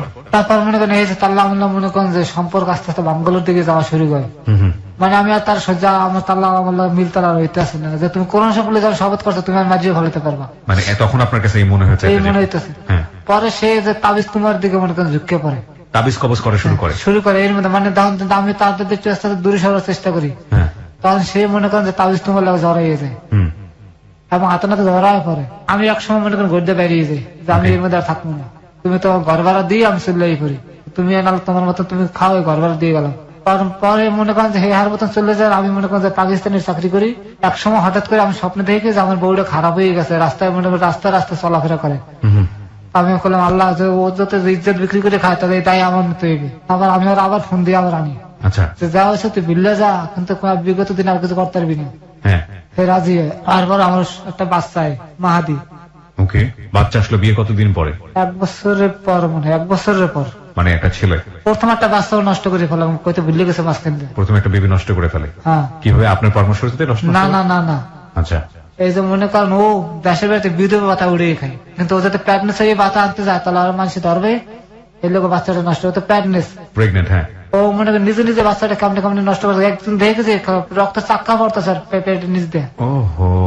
তা আমি তো মনে করেন কোনোদিন কান্দি না, আমি মানুষ দেখলে ভয় পাই না, আমার এত সাহস, আমার হাঁটা এত বড়। একদিন দেখে ও চিৎকার দিয়ে দেয় আর মনে করেন যে রক্ত ঠান্ডা পড়তে আছে। পরে আমি পা উত্তর ওই জায়গায় একটা হাসপাতাল আছে বাহিরে, ওগুলো লয়ে যাওয়ার বাবা আপনি তাড়াতাড়ি এমআর করতে হবে, তাড়াতাড়ি ঢাকা মেডিকেল লয়ে যান। তার আমি জিগেলাম যে আমি কি করবো, টাকা পয়সা হতো না, তোমার অত চিন্তা করা লাগবে না, তুমি আমার মিরপুরে একটা বরিশাল হোমিও একটা ফার্মেসি আছে, তুমি ওখানে আমার লইয়ে যাও। তার মানে যে ও অনেক আগে এই সমস্ত কাজের লোক জড়িত ছিল, মানে জানতো সবকিছু, কোথায় কোন লোক কোথায় কি করলে জানে, ও জানে। সেই জায়গায় না ওষুধ লগালগ ভালো হয়ে গেছে, রক্ত মুক্ত পরে বন্ধ হয়ে গেছে, চাক্কা বন্ধ, চাক্কা পরে বন্ধ হয়ে গেছে। একবার একটা বড় চাক্কা পরে আর পারো না। পরে মনে করেন যে আবার একটা বাচ্চা নষ্ট করলো, কেরানীগঞ্জে আমি থাকতাম। মানে কি 2টা বাচ্চা নষ্ট করে? ও 2টা বাচ্চা নষ্ট করছে, কিন্তু একটা আমি জানি, কিন্তু আরেকটা যে করছে আমি জানি না। আচ্ছা, এটা জানলেন কিভাবে তাহলে? এমআই রিপোর্ট দেখছি আমি, এমআর রিপোর্টে 2টা বাচ্চা নষ্টের রিপোর্ট এসছে। না না, মানে প্রথম একটা তো ওই যে কেমনে কেমনে নষ্ট করলাম আমি জানলাম না, রক্ত চাক্কা চুক্কা ভর্তি দেখলাম। কিন্তু যেটা কেরানীগঞ্জ যেটা হয়েছে ওটা পাইলাম এমআই রিপোর্ট, কাগজপত্রে খুঁজতে খুঁজতে দেখলাম যে ওটার মধ্যে একটা রিপোর্ট। আল্ট্রাসাউন্ড করা আসলো, মানুষের জিগেলাম বা এটা পরে হুনান তো আমারে, আপনার বউকে প্যাডনেস আসলো, তা আমি মনে ভালো মতো কিছু ঘাওয়া আসলো, তাই উনি তো বাচ্চাটার ই করে আনছে, এমআর করছে। এই মনে করেন হার মতো যেমন একখানে মনে উঠতে গেল, এই হার মতন থাই আমি আমার মতন থাই। আচ্ছা, এটা হচ্ছে আপনাদের বাচ্চা হওয়ার আগে? হ্যাঁ, এই যে মাহাদেব আর আগের ঘটনা। জি। পরে মাহাদেব আমি চিন্তা একটা বাচ্চা হতে না, আমার একটা বাচ্চার খুব শখ, পরে একটা বাচ্চা হলো নাম মাহাদি। মনে করেন ও যখন মনে করেন 4 মাস বয়স বাচ্চাটা গড়তে পালাই জায়গা আপনার কাছ থেকে পালিয়ে যায়। হ্যাঁ, আমি নোয়াখালী ট্রিপে যাই, ও করতে যে আমি বাচ্চাটা দুধের টাকা দিয়ে যেতাম, ওই টাকা নিয়ে আর ওই বাচ্চাটা দিয়ে যেত, কিন্তু আমার বাচ্চাটা সুজি খাওয়াই রাখতো, চাল গুড়ি করে খাওয়া। মানুষ আমার কইছে যাওয়ার পরে। ওইটা কি মানে ওই হাজবেন্ড কি উনি ডিভোর্স দিয়েছিল? আমি মামলা চলতেছে এটা আমি জানি, ও মামলা করছেন নামে। এই মহিলা মামলা করেছে? হ্যাঁ। আগের হাজবেন্ড কি ছিল পেশায়? পেশায় রাজমিস্ত্রি ছিল। রাজমিস্ত্রি ছিল। চোখে যে ডান চোখ দিয়ে আপনার এরকম পানি পড়ে, এটা কি সবসময় পড়ে নাকি আজকে প্রথম হচ্ছে এরকম? আজকে মানে কান্দাইতেছে, পারতেছে না রাখতে, ভাইয়া কি করবো আমি, কি হাতে পাওয়া আছে চলতে পারি না। আপনার বাম চোখ দিয়ে যে পানি পড়ছে না, শুধু ডান চোখ দিয়ে পড়ে, এটা কি মানে সবসময় হয়? আজকে প্রথম, মানে শুধু ডান চোখ দিয়ে হচ্ছে এরকম? প্রিয় শ্রোতা, এখানে একটা বিষয় বলে রাখি, ওনার শরীরটা কিন্তু খুবই খুবই বাজে অবস্থায়। উনি কিন্তু, ওনাকে দেখলে আপনারা বুঝতে পারবেন, একটা স্ক্র্যাচে ভর দিয়ে, আপনারা ভিডিওতে হয়তো বা দেখেছেন, একটা স্ক্র্যাচে ভর দিয়ে হাঁটেন উনি। একটা কাপড়, পলিথিন ব্যাগ, সেটার মধ্যে ওর এক সেট কাপড় থাকে, ওটা নিয়ে উনি এই স্টুডিওতে এই মুহূর্তে, এবং ওনার হাঁটার সামর্থ্য নাই, খুবই বাজে অবস্থা। এক চোখ দিয়ে যখন পানি পড়ে কন্টিনিউয়াসলি, সেটা এক ধরনের সিনড্রোম, এবং উনি কিন্তু স্ট্রোক করা রোগী। সুতরাং কিছু বিষয় আমাদেরকে কনসিডার করেই ওনার স্টোরিটা এখানে প্রচার করতে হচ্ছে। আশা করছি আপনাদের সেই রকম ধৈর্য থাকবে। বলুন তারপর। বাচ্চাটা পলাই জায়গা, আমার জিনিসপত্র বাড়ি এলে জড়তে আসলো। পরে আমি বাচ্চা খুঁজতে না পাই, আমি পরে এক সময় শুনি যে বরিশাল গেছে মার দ্বারে। আচ্ছা। আমি তাড়াতাড়ি মার দ্বারে যাই, মা বাচ্চা দেখাও আমার আগে, আমার বাচ্চা পাইছি। আচ্ছা। কিন্তু বাচ্চা আমার দিবে না। বাচ্চা দিবে না? আমি যা কর মার দ্বার থাকবো, ভালো তো থাকবে, আমার বাপটা একদিন কোলে কইবে আমি আর জোরাজোরি করলাম না, বাবার আই করলাম। আমি এই সময় চাঁদপিন শাড়ি আছে না, জি, এই চাঁদপিন শাড়ির মালিকের চাকরি করি, সালামাজি। আচ্ছা, এই চাকরি করার অবস্থার ঘটনা আপনার আমি কইতে আছি। জি, পরে মনে করেন যে হে কিছুদিন পর ঢাকা আইয়ে মনে করেন হেয়ার মতন থাকে, ওই বাচ্চাদের ভিক্ষা করায়। বাচ্চাদের ভিক্ষে করানো। হ্যাঁ, পরে আমি উকিলের আলাপ করলাম যে স্যার আমার বাচ্চা আমার কেমন এনে দেবেন, টাকা পয়সা যা লাগে আমি দিব আপনারে। ওকে, উনি একটা মামলা করলে একটা ডিভোর্স করাই দিল আমার কোর্টের মাধ্যমে। ওকে, তো সে পলাই গেছে, এবার চুরি মামলা দিয়ে একটা ডিভোর্স করে দেয়। আমার উকিলের বুদ্ধি তো আমি কিছু করিনি। ওকে, আরে বাচ্চার লেগে একটা মামলা করেছে, কাগজপত্র আমাদের আছে, আপনার আমি দেখাইতে পারলাম না। আমি জানি ভালো আসছিলাম, হ্যাঁ এই বাসায় সবকিছু আছে আমার। ঠিক আছে, সমস্যা নেই, আপনি বলুন আপনার মতো করে। হুম, পরে ওই কাগজপত্র হ্যাঁ উকিলে ডিভোর্সটা করাই দেয়। হুম, পরে তো মনে করেন আমি ঢাকা রেন্টে করার লাগে জড়াই যাই। আচ্ছা, এদিকে বউ বাচ্চার কথা আমি এখন ভুললেই যেতে আছে, কিন্তু তারপর তো আমার কোনো ইয়ে ওঠে না। তারপর আপনি কি করলেন? পরে আমি তো রেন্টে করার লাগে জড়াই গেলাম। রেন্টেকারের সাথে জড়িয়ে গেলেন। হ্যাঁ, তখন এই সময়টা থেকে আপনার স্ত্রীকে আপনি ডিভোর্স দিয়ে দেওয়া বা এরকম কোনো চিন্তা ভাবনা করলেন যে আপনি যখন রেন্টেকারে যদি যাচ্ছেন বা এরকম কোনো কিছু? উকিলে আমার জড়াই করাই দিল। উকিলে কি করে দিল? আমি বাচ্চা চাইলাম, বললাম বাচ্চাটা তুমি বলবো কেন, ডিভোর্স দাও। আচ্ছা, ডিভোর্স দিয়ে দিতে বললো। হ্যাঁ, তারপর উকিলে মনে করে হ্যাঁ ছবি চাইলে ছবি দিলাম, আমার ছবি দিলাম, বাচ্চার ছবি দিলাম। উকিল একটা চুরির মামলা দিয়া হ্যাঁ ডিভোর্স করাই দিল। চুরির মামলা মানে হচ্ছে আপনার ওয়াইফ চুরি করেছে, বাসা চুরি থেকে। করে পালাই গেছে। চুরি করে পালিয়ে গেছে, এটা দিয়ে সে ডিভোর্স করিয়ে দিল। আপনার কোনো সমস্যা হলো না? না, আচ্ছা, আপনার ওয়াইফ কোনো অ্যাকশনও নিল না? না। আচ্ছা, পরে আমি ওয়াইফ জানতো যে আপনি তাকে ডিভোর্স হ্যাঁ, দিয়েছেন? সবের আমি জানাইছি যে আমি তার কিন্তু ডিভোর্স দিয়ে দিছি। আচ্ছা, বললাম না কিছু নেই। বাচ্চাটাও নিয়ে চলে গেল? হ্যাঁ, বাচ্চাটা আমি দাবি করতে, কিন্তু বাচ্চা আমার দেখায় না, ধরতেও দেয় না। আচ্ছা, তারপর? মাঝে মাঝে টাকা পয়সা লয়ে যেতে, টাকা পয়সা দিলে বাচ্চাটা দেখতে পাই। টাকা পয়সা দিলে বাচ্চাকে দেখতে দেয়? 500 টাকা দিলে আর ফল টল কিনে দিলে বাচ্চাটা দেখায়। আচ্ছা, ওই বাচ্চা কি এখন আপনার কাছে আছে নাকি? বাচ্চা বাচ্চার মার্কেট কেরানীগঞ্জ আছে বাচ্চা বর্তমানে। বাচ্চার বয়স কত? 4 বছর। 4 বছর বয়স। তার মানে এটা 4 বছর আগের গল্প। জি। পরে আস্তে আস্তে আস্তে মনে করেন যে আপনি বাচ্চা রেন্টেকারের গল্প বলছিলেন। যে রেন্টে করা মনে করেন আমি দাঁড়াই গেলাম। হঠাৎ করে একদিন আমনেকে বসে একটা ছেলে পুরান টাকা থাকে হুম, আর এ করলো যে হ্যাঁ একদিন আমি বিয়ে ডিউটি করছিলাম, হ্যাঁ করলাম। পরে এই লোকটা আমার একদিন এই স্থানে আমার খোঁজে যে ফারুক নামে একটা ড্রাইভার আছে। পরে আমার দেখছে, পরে আমার লোক কন্টাকা 500 টাকা 5000 টাকা ভাড়া, এই 1000 টাকা হে নেবে, 4000 টাকা আমার দেবে, হারে দিতে আমি রাজি হয়ে গেছি। পরে ম্যাডামের দ্বারা লই আমার এই কিন্তু আপনি মেন ঘটনা আমি আইতেছি এখন। আচ্ছা, মেন ঘটনা, যে ঘটনা আমরা ফেসবুকে প্রচার করেছিলাম, যে কারণে আজকে উনি এই অনুষ্ঠানে, সেই ঘটনার ভিতরে আমরা ঢুকছি এবং ওনার যে ব্যাকগ্রাউন্ড সেটা আপনারা শুনলেন। জি, আমরা বিস্তারিত শুনতে চাই আপনার কাছ থেকে, একেবারে ইন ডিটেল, কোনো কিছুই খুব স্কেপ করবেন না, আপনি আচ্ছা। বলেন। হ্যাঁ, পরে ওই লোকটাই আমার যে 5000 লোকটা টাকা আপনাকে ভাড়া করলো, রেন্টেকার, কি বলে ভাড়া করেছিল? করলো যে 5000 টাকা ভাড়া কাগজে লেখা থাকবে, তুমি 4000 নেবে, 1000 আমার দেবা। আচ্ছা, আমি রাজি হয়ে গেছি। আচ্ছা, ওই সময়টাতে আপনাকে বললো যে আমার 5000 সারাদিন ঘুরবে, মানে সকাল 9টায় যাবো, হুম, বিকাল 5টা হে যতক্ষণ না ছাড়া থাকতে 5000 টাকা ভাড়া। আচ্ছা, আপনি রাজি হলেন? আমি রাজি হয়ে গেলাম, কারণ মানে মালিক উনি শুধু ঘুরবে? হ্যাঁ, ওই ম্যাডামে খালি ঘুরবে, কত ছিল এইটা প্রথম। আচ্ছা, পরে আমরা লইয়ে মনে করেন যে বনানি, আপনার লোকেশন বাড়ির নামটাম কইতে হইবে। বলেন। আমি যদি বনানি একটু মনে করেন যে ঢুকলাম, ঢুকে একটু ডান দিক দিয়ে একটা ভিতরে একটা রাস্তা আছে, একদম ওই চেয়ারম্যান বাড়ি বেরিয়ে যায়। জি, এটা যাওয়ার আগে একটা আছে না, গলির মধ্যে 2টা নতুন বাড়ি, একটা বাড়িটাই উনি থাকে, ভাড়া থাকে, কেনা না ভাড়া। ওকে, আর আমার জানা উনি কি মতো এখনো সেখানে আছে? ওনার নাম হচ্ছে যে ম্যাডাম। প্রিয় শ্রোতা, আমরা বারবারই বলি আমাদের অনুষ্ঠানের একটা বিশাল সীমাবদ্ধতা হচ্ছে, সীমাবদ্ধতা আমি বলবো না, এটা আমাদের প্রয়োজনের জন্যই করা, যেহেতু এটা ইনভেস্টিগেটিভ শো না, সুতরাং সেই জায়গাটি থেকে কারো সম্মানে আঘাত লাগে, আমরা কারো মান সম্মান ক্ষতি হয়, সেইভাবে আমরা আমাদের অনুষ্ঠানটা কখনোই প্রচার করি না। সুতরাং কিছু পরিচয় আমাদের এখানে মিউট করেই রাখতে হবে এবং আশা করছি আপনাদের জায়গা থেকে আপনারা সেটা আপনাদের বোধের জায়গা থেকে বিষয়টাকে দেখবেন। বলুন, তারপর? পরে ওই লোকটা বললো কত হলো, 4000 টাকা। উনি আমার লই আইলো, আই ওনার গাড়ি পার্কিং এ রাখলাম। রাখার পরে উনি উপর দিয়ে নামলো খুব দ্রুত, দেখে ওনার চোখের মধ্যে পানি খুব সম্ভব থাবর থুবর মারছে, খুব সম্ভব। মানে যে লোকটা ভাড়া করেছে সেই? হ্যাঁ, লোকটাকে। আচ্ছা, তো আই আমার তাড়াতাড়ি 4000 টাকা দিয়ে কাকে আমি 1000 নিলাম, কিন্তু প্রতিদিনের যে 1000 টাকা এটা তুমি আমাদের বিকাশ করে দিয়ে 8,000 মানে প্রতিদিনই আপনাকে 5000 টাকা করে দিবে, এরকম কথা? এগুলো কথা। তাহলে তো আপনি তো মারাত্মক রকমের একটা অফার পেয়েছেন। আমার স্টানে এত টাকা ভাড়া শহরের ভিতরে কেউ দেয় না। আমি তো মনে করি লাভ, মানে মালিক আমার দালা 3000 টাকা, হ্যাঁ আরো কম 500 টাকা। মানে মালিকের দিতে হবে 3000 টাকা, ওখান মালিক থেকে পাবেন 500 3000 টাকা ভাড়া, ওখান আর থেকে আমার পাবেন 500 টাকা বেতন 500 টাকা। আচ্ছা, আমার প্রতিদিন আপনি ইনকাম হতেছে 1500 টাকা।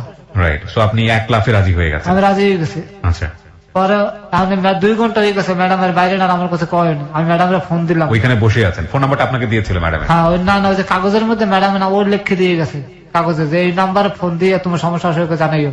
2 ঘন্টা অপেক্ষা করতে করতে আমার একটা বদ অভ্যাস, কোন ট্রিপে গেলে আমি মানুষের একটু তাড়াহুড়ো দেখা যায়, ভাই তাতে বেরেন, এটা মানে রেন্টেকার দেওয়া অভ্যাস। আচ্ছা, আর ম্যাডাম আমার তো শরীর ভালো না, আপনি কি বেরিবেন না, আপনার শরীর বেশি খারাপ, আপনি একটু রিসেপশনে ক্যামেরা আছে, তা আমি জানি টানি না। রিসেপশনে আমি দাঁড়াইছি, পরে আমারও ইন্টারকম করছে, দিছে দাঁড়ানো করতেছে, ভাই কথা কন, আপনার ফোন দিচ্ছে ম্যাডামের, আপনি কি শারীরিকভাবে সুস্থ আছেন? হ্যাঁ।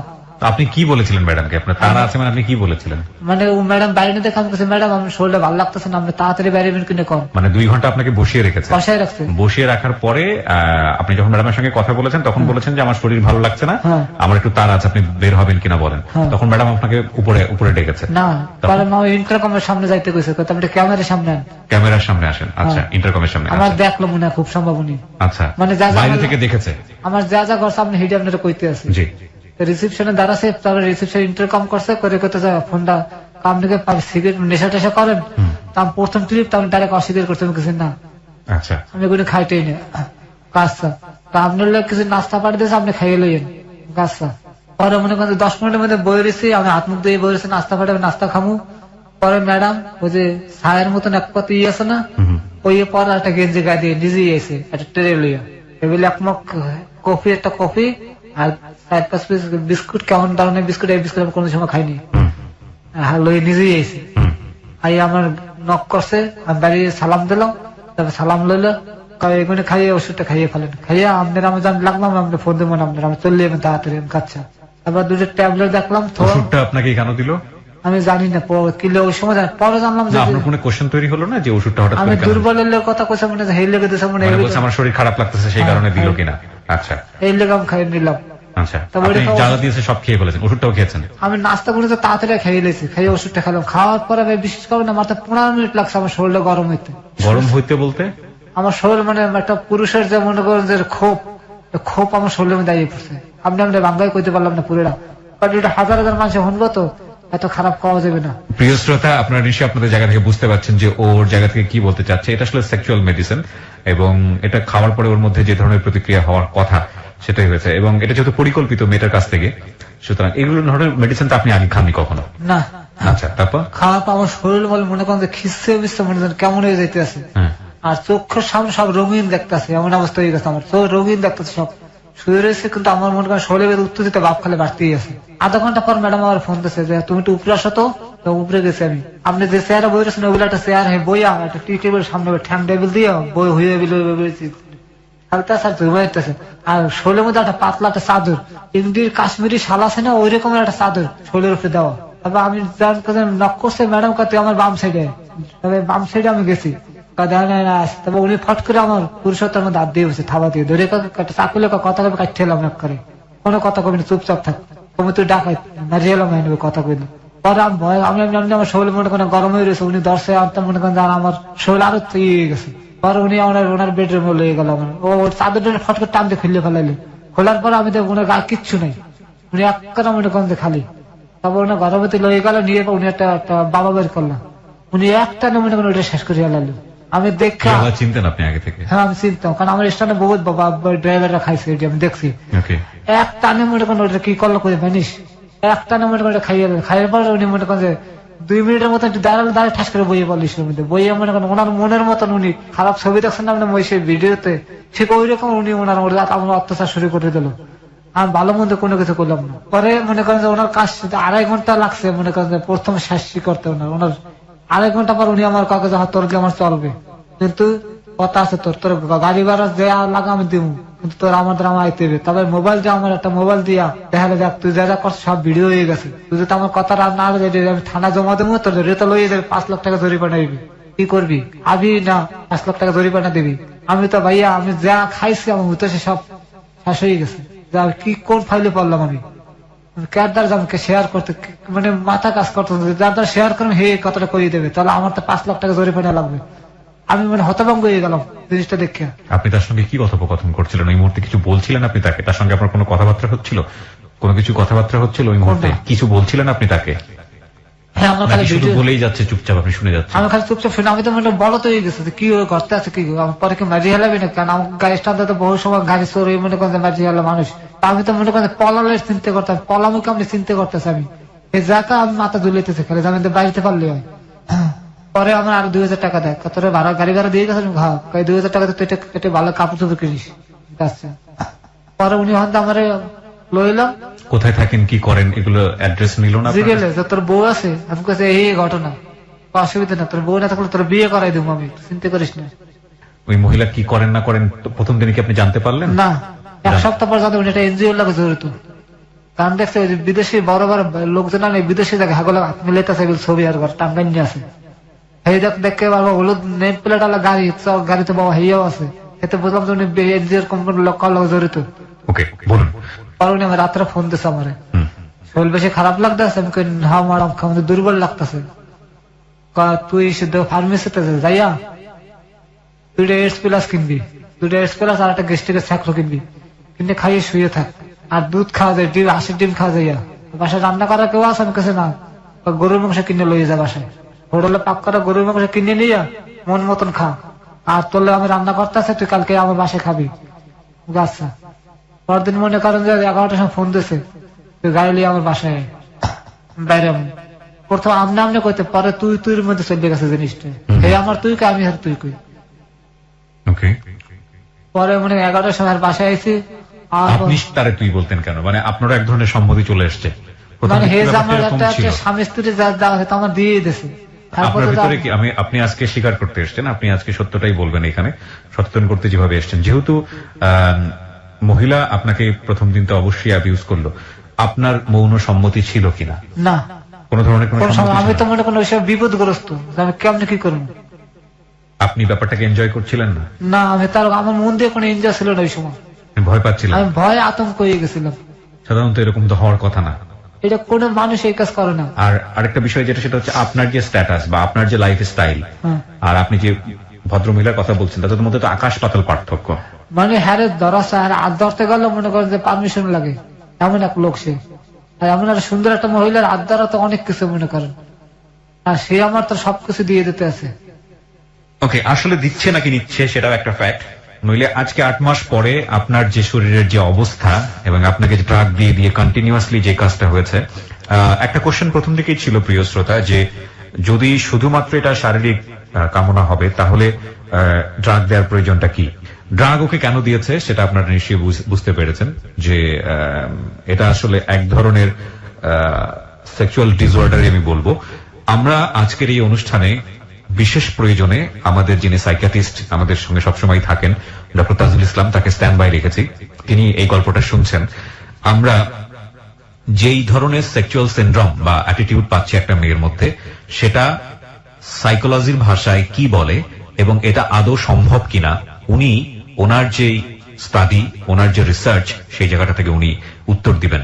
অনুষ্ঠানের শেষে উনি আমাদের এই বিষয়গুলো নিয়ে কথা বলবেন, এবং যারা এই বিষয়টাকে বিশ্বাস করছেন বা প্রশ্নবোধক চিহ্ন রেখেছেন, তারা নিশ্চয়ই ওনার কাছ থেকে শুনে পুরো বিষয়টি সম্পর্কে আপনারা আশ্বস্ত হবেন।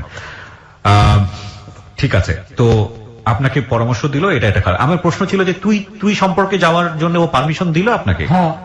আপনি কি এটা ইচ্ছা করে তুই সম্পর্কে গেলেন নাকি? আমি আফা কইতাম, ম্যাডাম তুই আমার তুই করে রাখতে পারিস, আমি তো তোর তো সবই দিয়েই দিছি, তুই আমার আফা কাজ করলি, ম্যাডাম কাজ করলি, আমি সবে।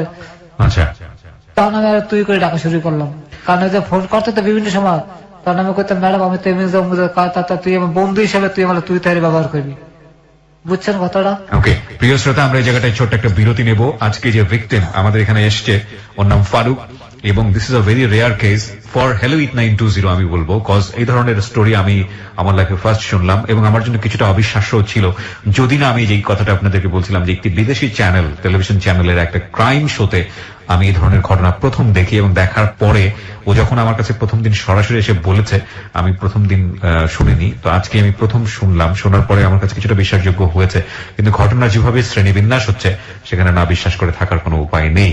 অ্যান্ড দিস হ্যাপেন বিকজ এই ধরনের সেক্সুয়াল সিনড্রোম যে কোনো মানুষের মধ্যেই থাকতে পারে। আমরা আসতে চাই ছোট্ট একটা বিরতির পর এই ধরনের ডিসঅর্ডার একটা মানুষকে কতটা পঙ্গু করে দিতে পারে সেটা নিয়ে, এবং একই সাথে যারা একটু সচেতন হওয়ার জায়গা আছে প্রত্যেকেরই, সেই জায়গাটা থেকে একটু হলেও সচেতন হবেন আশা করি আজকের এই স্টোরি শোনার পরে। 5 মিনিটের একটা ব্রেক, ফিরছে ঠিক রাত 1টায়।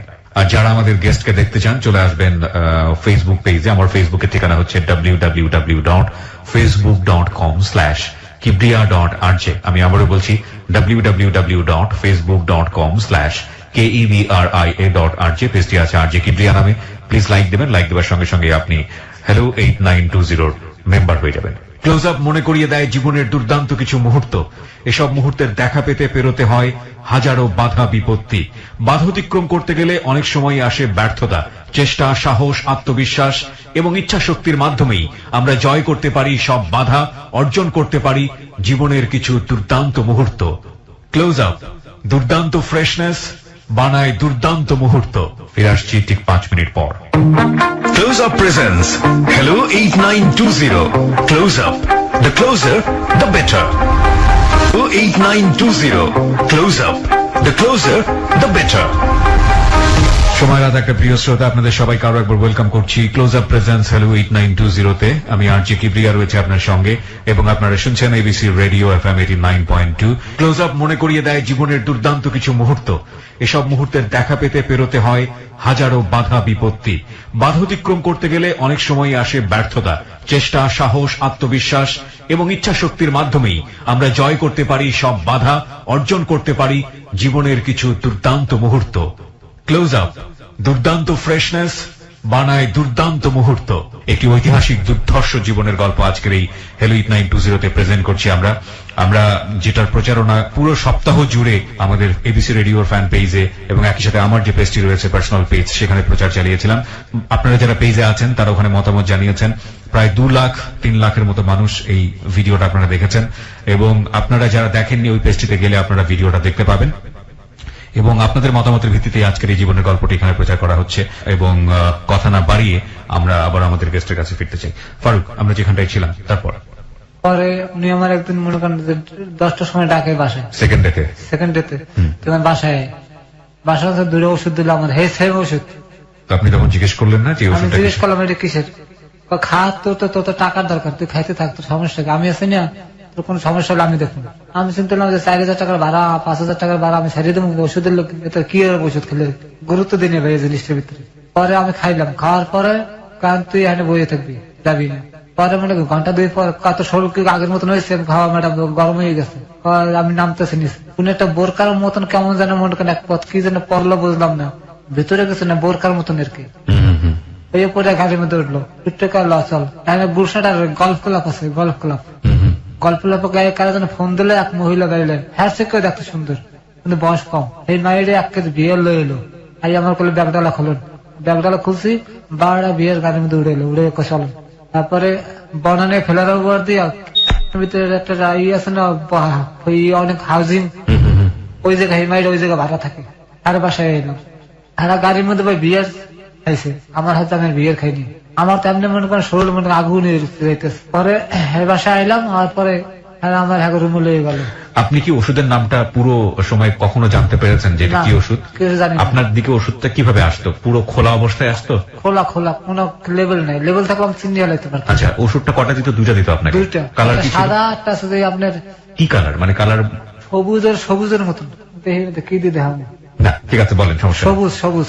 এটা কি ক্যাপসুল ছিল না ক্যাপসুল সাইজ ছিল? একটা ছিল ক্যাপসুল, একটা ছিল ট্যাবলেট। ট্যাবলেট আছে জানেন, মাছের চক্ষু আছে না, মাছের চক্ষুর মতো। ওকে, বলেন তারপর। মাছের চক্ষুর মতো এই 2টা একলা খাওয়াই দিত পারে, নিজে খাওয়াই দিত, খা। আমি কইতাম ম্যাডাম কি হবে আমার এটা খাইয়া? তুই আনন্দ পাইতেছস, টাকা পাইতে আসস, আর কি চাস? তো জিজ্ঞেস করার দরকার নেই, আর তোর তো এত ভাবার চিন্তা নেই। আর আমি তো আছি, টাকার লাগলো তোর টাকা দেবো। একদিন আমার 1 লাখ টাকা একটা বান্ডিল দিয়েছে, তোর খরচা করে নিয়ে যা। আমি আর টাকা ধরিনি। টাকা ধরেনি কেন? মন পরীক্ষা করতেছে আমার। ও, মানে মনে হয়েছে যে মন পরীক্ষা করছে। আমি টাকা টেবিলে টাকা পরিয়ে রয়েছে, আমি টাকা ধরিনি। পরে দুজনে আমার বাসা লয়ে গেল, নিয়ে গরু মাংস আসলো আর রান রুটি এই দিল আমার খাইতাম, মন বলে আমি খাইছে গুনি। খাওয়ার পরে মনে করেন দুজন আইসে, কেউ গা কাপড় চোপড় ছিল না। একটা ইংলিশ ছবির মতন যেগুলো মানুষ ইউজ করে, আমার হেবিলে ইউজ করছে আমারে। আমি তো চুপচাপ মনে করে পড়েছি, ওনার মতন ওনারা যেগুলো চাইছে করছে, হেবিলে দুজনে মিললে কই করছে। আর কোলে আসতে শান্তি জীবনে কিছু পাবি, আমি তো কথা কইনি। আর ভাড়া পাইতেছে অসুবিধা। ওই ম্যাডাম আবার যাওয়ার সময় দিলাম 2000 টাকা, মানে তোর হিসাবে অনেক খুশি। পরে মনে করেন যে হ্যাঁ বিদে করে দিয়ে আমি গা গোসল দিয়ে আমার ছাড়িয়ে দিল 2টার সময়, খাওয়া দাওয়া ছাড়িয়ে দিল, জ্বালা ফোন দিলে আবি করবো। কিন্তু আর এই ম্যাডাম ফোন দিলে আবি না, আমি ফোন দিলে আবি না। এই ম্যাডাম তো কোনো সব ফোন দিলে আবি না। এই ম্যাডাম কিন্তু ভালো না মানুষ কর, আমাকে সামনে ফোন দিলাম। 2 ম্যাডামের মধ্যে একদিন বাজাবাজি হইলো, আমার ওষুধ খাওয়া দিচ্ছে এই ম্যাডামে, আর ওই ম্যাডাম আমার অ্যাড্রেস লয়ে আমার ওই সিস্টা নেই করছে। ওনার নাম হুম। আর এই করতেছে এই ফারুক নামে একটা ড্রাইভার আছে, আমার মালিকের লোক সরাসরি দেখা যাচ্ছে তো আমার ড্রাইভার, আর নাম্বারটা দেন। ওই ম্যাডামে চালাক করে আমার নাম্বার হেদার দেয় না, Okay. আর আমি আমার লোক ডাইরেক্ট কথা ওনার লাগে, ওনার লোক কথা হয় না। ওকে। পরে আমার নাম্বার হয়ে গেছে, লই আমার কলিকে তুমি একটু মার্কেটে আইতে পারবা? আমি বললাম আমি তো আপনার চিনি না, আমি সোনালি ম্যাডাম, ওই যে তোমাকে ডাবল করলে হচ্ছে আমি চিনি না।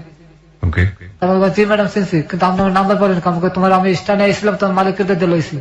পরে আমি স্কোয়ার মার্কেট একটা রিক্সা লয়ে আই পড়ছি, আর ম্যাডাম রে, ম্যাডামকে আমি একটা পুরোনো একটা গাড়ি কিনি, আমি তোমার দিয়ে দিই, কিন্তু তুমি আমার লগে থাকবা। রাজি কহিলাম গাড়ি আনতে দেখি, আমি বলছি না ম্যাডাম এত তাড়াতাড়ি আমি ওনার লগে কথা না, ওনারা বাদ দাও, দুজনের ভিতরে টানাটানি লেগে গেল।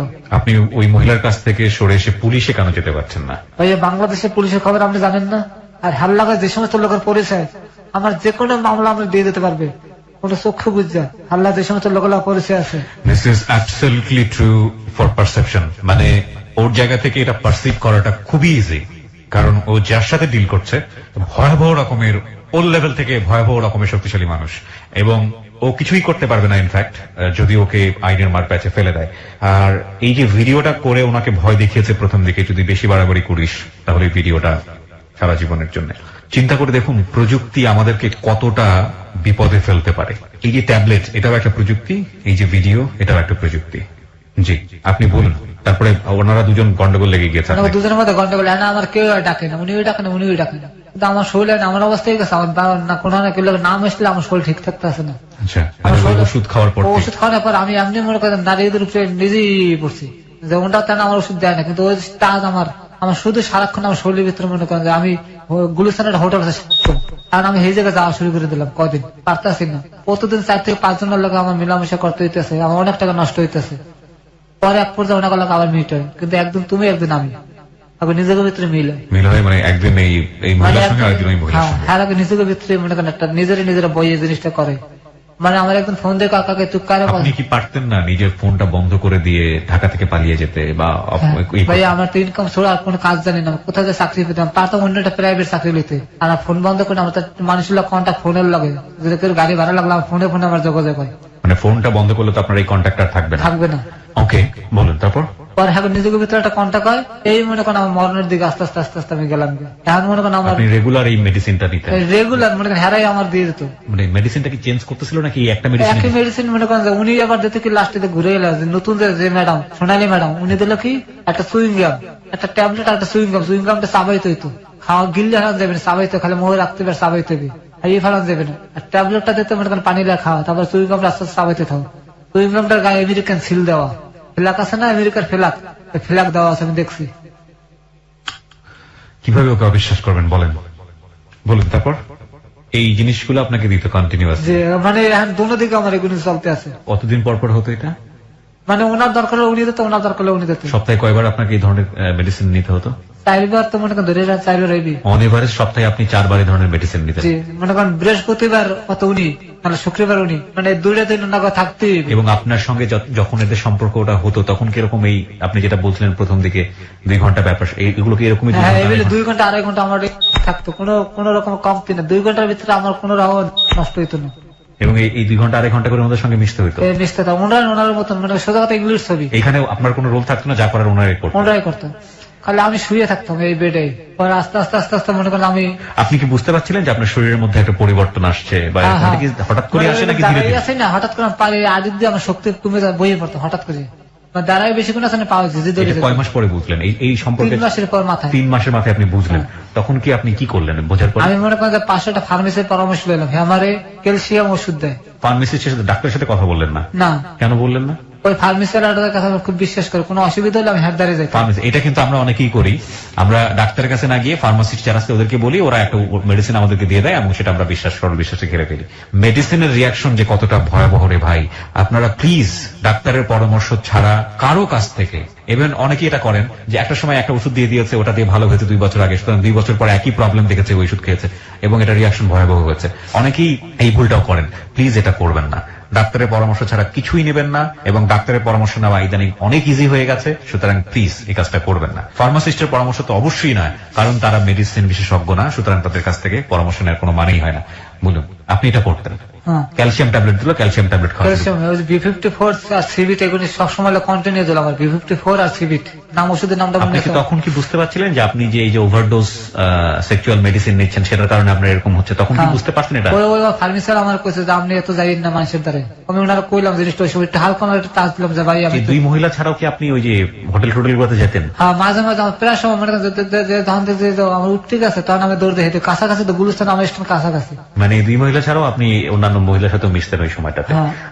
আচ্ছা, তো আপনি এটা বুঝতে পারলেন, বুঝতে পারার পরে আপনি কি করলেন? শুধু এই আয়রন ট্যাবলেটটাই খেয়ে গেলেন? আপনি ওনাদেরকে বলতে পারতেন না যে আমার সমস্যা হচ্ছে শরীরে? আমি ওই ম্যাডাম কথা কেন কম, কিন্তু ওনার কথা বললাম। মানে সেকেন্ড ম্যাডামকে বললেন? হ্যাঁ, বলেন। ম্যাডাম আমার ঠ্যাং ঠুং তো ভাঙ্গে শুয়ে আমি তো আসতে পারি না এখন, ঠিক মতন শক্তি পাই না। আর তারা তোর একটা মেডিসিন আমি আনাই দিতে আসি, এটা খালি ঠিক হয়ে যাবে, কিন্তু অর্ধেক তুই যাইতে পারবি না, একদিকে থাক পারি না, তুই কিন্তু পঙ্গু হয়ে যাবে। উনি আমার এই শব্দটা কইছিল যে তুই কিন্তু পঙ্গু হয়ে যাবি দুদিকে ধরলে, আমি তোর মেডিসিনটা আনাই দিতে আসি তোর। ওই মহিলা আপনাকে টাকা দিত?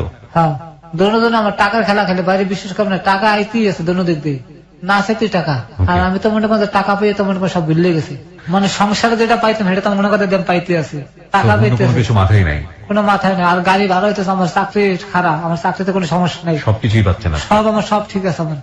আমার মালিকের কাছে আমি ভালো রইলাম, আমার চাকরি আমার ঠিক রইলো, আমার সংসারে যে জিনিসটা আমি চাইতাম সেই জিনিসটা ওরা আমার দিতে আছে, তাতে আমার পিছনে টাকা নেই কিছু নেই। চিন্তা করেন নাই যে ওষুধের কি হতে পারে, রিয়াকশন কি? না ভাই, এটা মাথায় ঢুকে নেই আমার। ওষুধের রিয়াকশনটা কি? ওর 40 বছরে ওর যে ভিডিওটা আমরা দিয়েছি, প্রথম যে ভিডিওটা এবং এখন আজকে যে অনুষ্ঠান চলাকালীন যে ভিডিওটা আমরা দিয়েছি, একটু দেখে আসুন।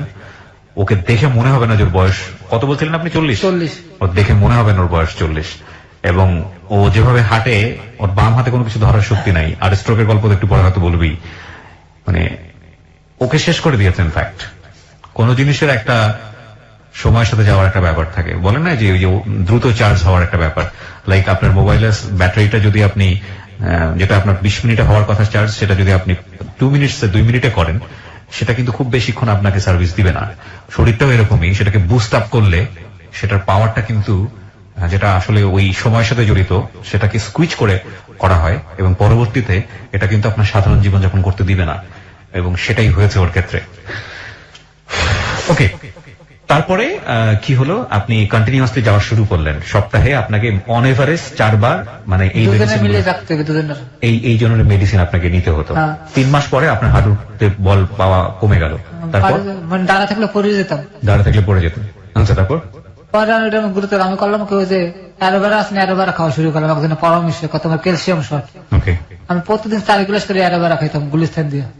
অ্যালোভেরা মানে যে ম্যাক্স করে দেয়, যেটা রাস্তায় ঘৃত কুমারী বলে অনেকে, যেটাকে মানে পিচ্ছিল যেটা বলে, এটা খাওয়া শুরু করলেন। এটা খাওয়ালে আপনার স্ট্যামিনা বাড়বে, যে পার ক্যালসিয়াম ফিরে যাবে।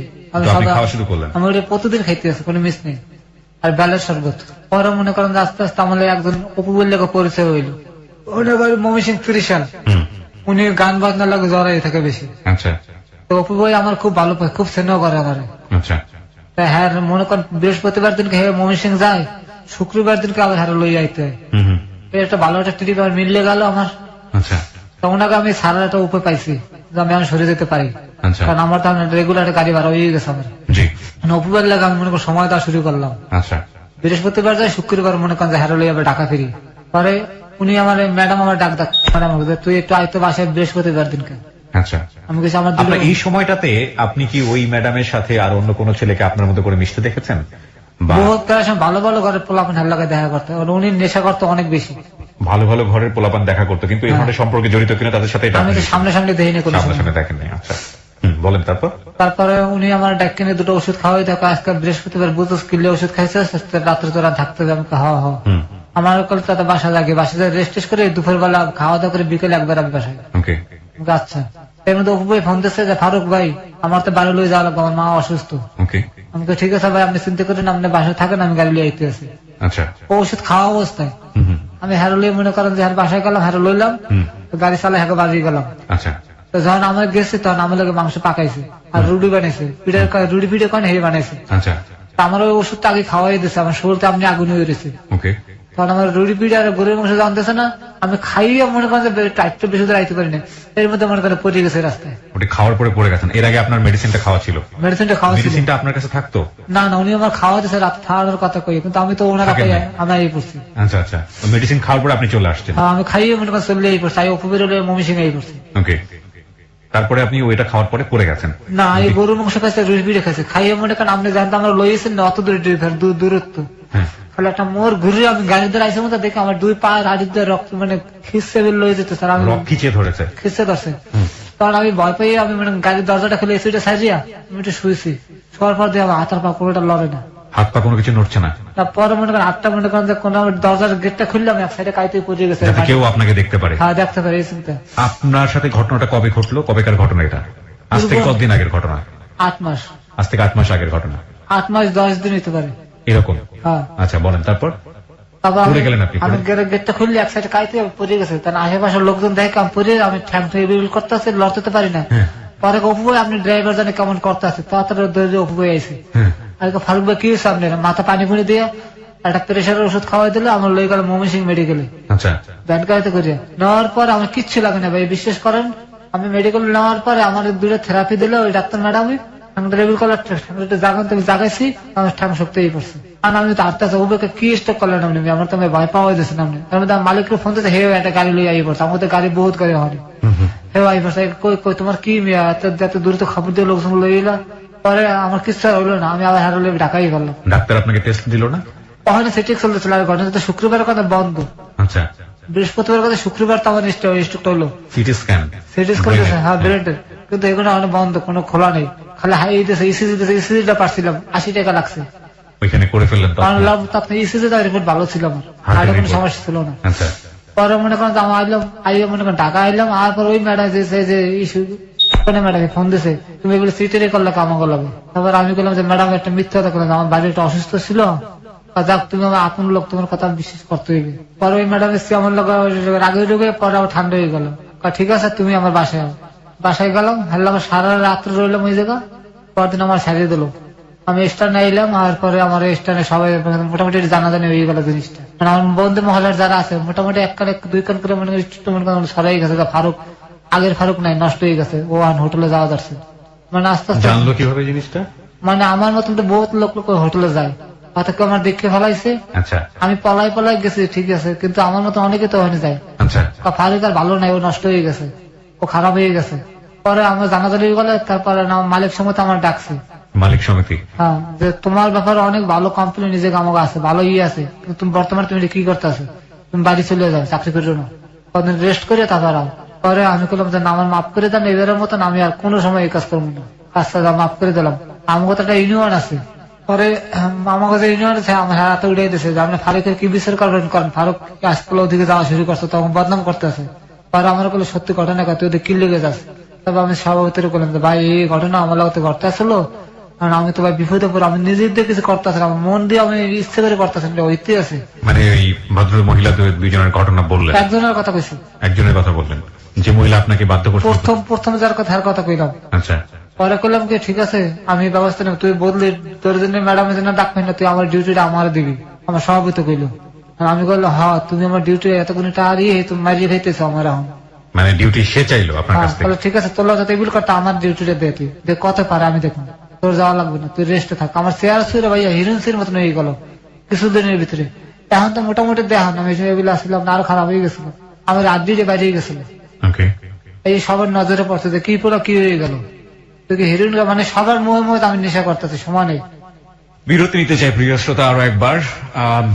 এই গল্পটা শোনার প্রেক্ষাপটে সবার প্রতি শ্রদ্ধা রেখে বলতে চাই, কারো কারো মনে আপনাদের মনে হয়তো বা রোমান্সের জায়গাটা থেকে এরকম ফান কিংবা ফাজলামো জায়গা থেকে হয়তো বা এই কথা আপনারা হয়তো বলতেছেনও, যে কথাটা ওই যে সভাপতি একটু আগে বলেছে এই ধরনের কথা। But the thing is not like is sex, এটা না। অফকোর্স ইটস আ ক্রাইম, এটা একটা অবশ্যই অপরাধ, অনেক বড় অপরাধ, এবং একটা মানুষের স্বাভাবিক জীবন নষ্ট করে তাকে নিংড়ে তার জীবনের সঞ্জীবনী শক্তি বের করে নিয়ে নেওয়া অবৈধভাবে, এবং একজন মানুষের গচ্ছিত সম্পদ নিয়ে গেলে যেহেতু অপরাধ হয়, আর একজন মানুষের পুরো জীবনটাকেই যদি এভাবে নিয়ে নেওয়া হয় নিংড়ে নিংড়ে, সেটা কত বড় ধরনের অপরাধ হতে পারে, সেই জায়গাটাকে আপনারা ফোকাস করুন এবং সেখান থেকে এই আজকের এই জীবনের গল্প প্রচার করে আপনাকে সচেতন করার চেষ্টা আমরা করছি। আমরা আবারও 4 মিনিটের ছোট্ট একটা বিরতি নেব। 4 মিনিট পরে আবারও ফিরে আসবো এই ভদ্রলোকের কাছে। উনি হচ্ছেন ফারুক। আজকে তার জীবনের গল্প আপনারা শুনতে পাচ্ছেন। ওকে দেখার জন্য আপনারা ফেসবুকে আসতে পারেন। আমার ফেসবুকের ঠিকানা www.facebook.com/kibria.rj। আমি আবারও বলছি www.facebook.com/kebria.rj। পেজটি আছে আরজে কিবরিয়া নামে। এন্ড প্লিজ আপনারা পেজটিতে লাইক দিয়ে দেবেন। লাইক দেওয়ার সঙ্গে সঙ্গে আপনি আমার হেলো 8920 মেম্বার হয়ে যাবেন এবং এই পেজটি থেকে আপনি আমার যে অনুষ্ঠানগুলো আছে সেই অনুষ্ঠানগুলো সম্পর্কে যাবতীয় আপডেট পাবেন। এবং আপনারা জানেন যে আমি খুব সম্প্রতি নতুন আরেকটি অনুষ্ঠান শুরু করেছি, যেটি প্রচার করা হচ্ছে শনিবার বিকেল 3টায়। এই অনুষ্ঠানটি আমার অন্তরের একটা অনুষ্ঠান। অনুষ্ঠানটির নাম হচ্ছে জননী। আপনাদের সবারই একবার করে মায়ের প্রতি ভালোবাসা থেকে এই অনুষ্ঠানটি শোনা উচিত। শনিবার বিকেল 3টায় শুরু হয়, 3:10 থেকে 4টা পর্যন্ত, 1 ঘন্টার খুবই অল্প সময়ের জন্য, এবং নিশ্চয়ই আপনারা অনুষ্ঠানটা মিস করবেন না। জননী প্রতি শনিবার বিকেল 3টায়। ক্লোজ আপ মনে করিয়ে দেয় জীবনের দুর্দান্ত কিছু মুহূর্ত। এসব মুহূর্তের দেখা পেতে পেরোতে হয় হাজারো বাধা বিপত্তি। বাধা অতিক্রম করতে গেলে অনেক সময় আসে ব্যর্থতা। চেষ্টা, সাহস, আত্মবিশ্বাস এবং ইচ্ছা শক্তির মাধ্যমেই আমরা জয় করতে পারি সব বাধা, অর্জন করতে পারি জীবনের কিছু দুর্দান্ত মুহূর্ত। ক্লোজ আপ দুর্দান্ত ফ্রেশনেস বানায় দুর্দান্ত মুহূর্ত। ফিরবো ঠিক 4 মিনিট পর। Close Up presents Hello 8920. Close Up. The closer, the better. প্রিয় শ্রোতা, আমরা আবারও স্বাগত জানাচ্ছি আপনাকে ক্লোজ আপ প্রেজেন্স হেলো 8920-তে। ফারুক রয়েছে আজকে জীবনের গল্প বলার জন্য। ক্লোজ আপ মনে করিয়ে দেয় জীবনের দুর্দান্ত কিছু মুহূর্ত। এসব মুহূর্তের দেখা পেতে পেরোতে হয় হাজারো বাধা বিপত্তি। বাধা অতিক্রম করতে গেলে অনেক সময় আসে ব্যর্থতা। চেষ্টা, সাহস, আত্মবিশ্বাস এবং ইচ্ছা শক্তির মাধ্যমেই আমরা জয় করতে পারি সব বাধা, অর্জন করতে পারি জীবনের কিছু দুর্দান্ত মুহূর্ত। ক্লোজ আপ দুর্দান্ত ফ্রেশনেস বানায় দুর্দান্ত মুহূর্ত। ফারুকের কাছে যাবার আগে আপনাদেরকে বলতে চাই, আপনারা নিশ্চয়ই জানেন জীবনের গল্প 2 বইটি বাজারে পাওয়া যাচ্ছে এবং আপনি যদি বইটি সংগ্রহ করতে চান তাহলে ফোন করবেন 16297 এই নাম্বারে। আমি আবারও বলছি 16297 এই নাম্বারে। বইটি আপনি রকমারি.com থেকে কালেক্ট করতে পারবেন মাত্র 150 টাকায়। হ্যাঁ, আমরা ফারুক কথা না বাড়িয়ে আবারও আপনার কাছে ফিরছি। তারপর সভাপতি করলে আমি রাজি হলাম, শুনছিলাম প্রতিদিন আমার 1,500 টাকা নষ্ট হইতেছে। আমি কোন রকমের আমি লাগালাগ মিথ্যা কথা শুরু করলাম যে না, আমি এই সময়ের মধ্যে নাই, কান ধরলাম। আপনারা যত দিকে আমার ধ্যান ঠ্যাং পিঠে ভেঙে গেলাই দিন, আর লোক ফিট করে দিতে আমার অনেক পাইছিলাম, আটকে পুলিশে দিয়ে দেবে, আমি হোটেল বাদ দিয়ে দিলাম। না করলে পড়ে পেলাম আমি, আমার প্রতিদিন 1,500 টাকা আমি নষ্ট করতে রাজি না। পরে এক পর্যায়ে ওই ম্যাডামে যে প্রথম যে ম্যাডাম নিল, উনি মনে হয় বাইরে চলে গেল। উনি তো এনজিওর লোক জড়িত, দেশের বাইরে চলে গেল। আমার জন্য যাবি, আমার ডাকছে এয়ারপোর্টে। উনি যে যাবি আমার কয় উনি, উনি ব্যাগটা গাড়িতে উঠে গেছিল এয়ারপোর্ট। চল এয়ারপোর্টে এলাম, আমি গাড়িতে যে আমার যে ঘটনা গুলি করছে এগুলো আপনারা কইতেছি।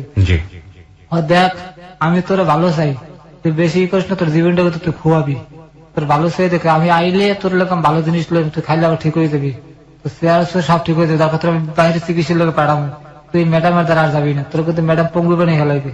উনি কথা কিন্তু আমি জিনিসটা বুঝতে পারতে পারিনি ভাই, নলেজে ঢুকে নেই আমার। হ্যাঁ, তোর আমি কিছু টাকা দিয়ে যেতেছে, তুই 1 মাস ফুল ঘরের মধ্যে খাবি আর ঘুমাবি, কোথাও যাবি না। উনি আমার 20,000 টাকা দিয়ে গেল।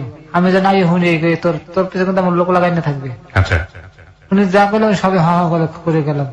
তারপর উনি গেল গিয়া স্টকটা আমি করে ঢাকা মেডিকেলে যাওয়া লাগছে। ওই ম্যাডাম আমি একটা ফোন দিয়েছিলাম, দ্বিতীয় ম্যাডাম আমি তো স্টক করছি, আমি তো ঢাকা মেডিকেলে। তুই কোনো চিন্তা, তোর যত চিকিৎসা যত টাকা লাগে আমি দেবো, থাক। এই রাত্রে বলে কথা কথা, সকালবেলা ঠিক উনি আইসি, একটা বোর কাপড় আমার পাশে খারাইছে, আমি চিনতে পারিনি। উনি আমার অনেকক্ষণ ধরে আমার টাকা দিল, আমার নাকমুর দিবি দেখে মাথা রেবুল করে চলে গেল। তো আমি চেহারা দেখতে পারিনি, চক্ষু দেখছে খালি। কত সে রাত্রে, আর ওই সময় আমার বউ আমার লগে। মানে জানতো যে আপনি ধরনের পেশার সঙ্গে জড়িত আছেন? না না না, হাল্লা তো আমার কোনো সম্পর্কই নাই না। ইউনিয়নে তখন আমি স্টেপ করছি, তখন লাগালাগ আমি মনে করি মানে খুব কাছের মনে করি, এখন ফোন দিয়েছে রাত্রি যে ভাই আমার শরীরের অবস্থায় বিলে। আর সকালবেলা আমার বাসায় পড়ছে, সিএনজিতে করে আমার ঢাকা মেডিকেল লইছে। এটা কি আপনার সেকেন্ড টাইম স্ট্রোক? জি জি, সেকেন্ড টাইম স্ট্রোক। ওকে। তখন ওই যে আমাকে ইউনিয়নে কাগজপত্র দেওয়া থাকে আর সবার আপন জনের নাম্বার টাম্বার মোবাইল নাম্বার ওটার মধ্যে দেওয়া থাকে। ওকে। তো আমার ওই সময় আমার বোন নাম্বার দেওয়া আসলো আমার। ওকে। হিসেবে তো আমার ডিভোর্স হয়নি। ওকে। ওই কাগজপত্রের মধ্যে ওই নাম্বার খুঁজে দেবে, আমি ছোট ভাইয়ের নাম্বার এই সব পাইছি। ওই সবার ফোন দিছে, বাড়িতে যখন ফোন দিছে তখন আমার মা মনে করছে আমার কাছে অনেক টাকা আছে, আর এটা দেয় আমি জিরো, কিছু নেই আমার লাগে। ওকে। পর আমার বোন লাগে আমার মাল লাগে বাজাবাজি এলো মেডিকেলে বই। ওকে। বই করে এখানে চিকিৎসা করা আমার স্বামী তালাক দিতে কি আমি হাতে ছাড়বো না। আর মা গা তোর আর বিশেষ করে তুই এত এত কাহিনী করছিস আমার পোলার লাগে, আমি আমার পোলা নিয়ে টাকা নিয়ে বরিশাল নিয়ে চিকিৎসা করাবো। লাগলো দুজনের ভিতরে, ডাক্তারে আমার নাম করতে দিল যে আপনাকে ঝগড়া লাগে আশেপাশে রোগীর অসুবিধা হয়েছে আছে, আপনি রোগী লয়ে যান। পরে আমার বরিশাল লয়ে গেল, নিয়ে আমার মনে করেন যে এই বরিশালে যাওয়ার পর মনে করেন শুরু হলো অত্যাচার। ওকে। আবার সে অত্যাচার। মায় বাপে কইতেছে যারা মসজিদের সামনে হালার ফলে অনেক অন্যায় করছে জীবনে, মানুষের নামাজ পড়ে যাইবে আর দোয়া করবে, এই পাপের ফসল। প্যারালাইসিস মানুষের ভালো মানুষের অনেক, এগুলো প্রায় জায়গায় হারা গেছে পাপিষ্ট। মসজিদের সামনে হয়তো মানুষের যাইবে আর দোয়া করবে, এতে ভালো হয়ে যাবে। এটা আপনার এলাকার লোকজন বললো? আমার বাপে বললো। আপনার বাপে বললো এটা? হ্যাঁ। পরে মাই রাজি হইলো, পরে একটা তেরফল মসজিদের ঠিক দরজাটার সামনে হলো, রোদের মধ্যে শুয়ে তার আমির মধ্যে হইয়ে থাকতাম। বাগামারের তেল আসলো, তেল তেল সাপের তেল, এতে আমার পাউডার আপনি দেখাতে পারলো একটু বুঝতেন ভাইয়া। এই দেখান পড়ছে কোনো ঠান্ডা রে একটু একটা মিনিট। হ্যাঁ দেখতে পাচ্ছি। দেখছেন পুড়িয়ে ফেলার সময় ওই তেল মেখে রোদের মধ্যে হালা চামড়া ফুললে উঠতো আমার। ওই তেল দেওয়ার পরে চামড়া ফুললে ঠোঁস ধরে উঠতো, পানির লোকে সিলেতাম কেউ একটু দাঁড়াইতো না।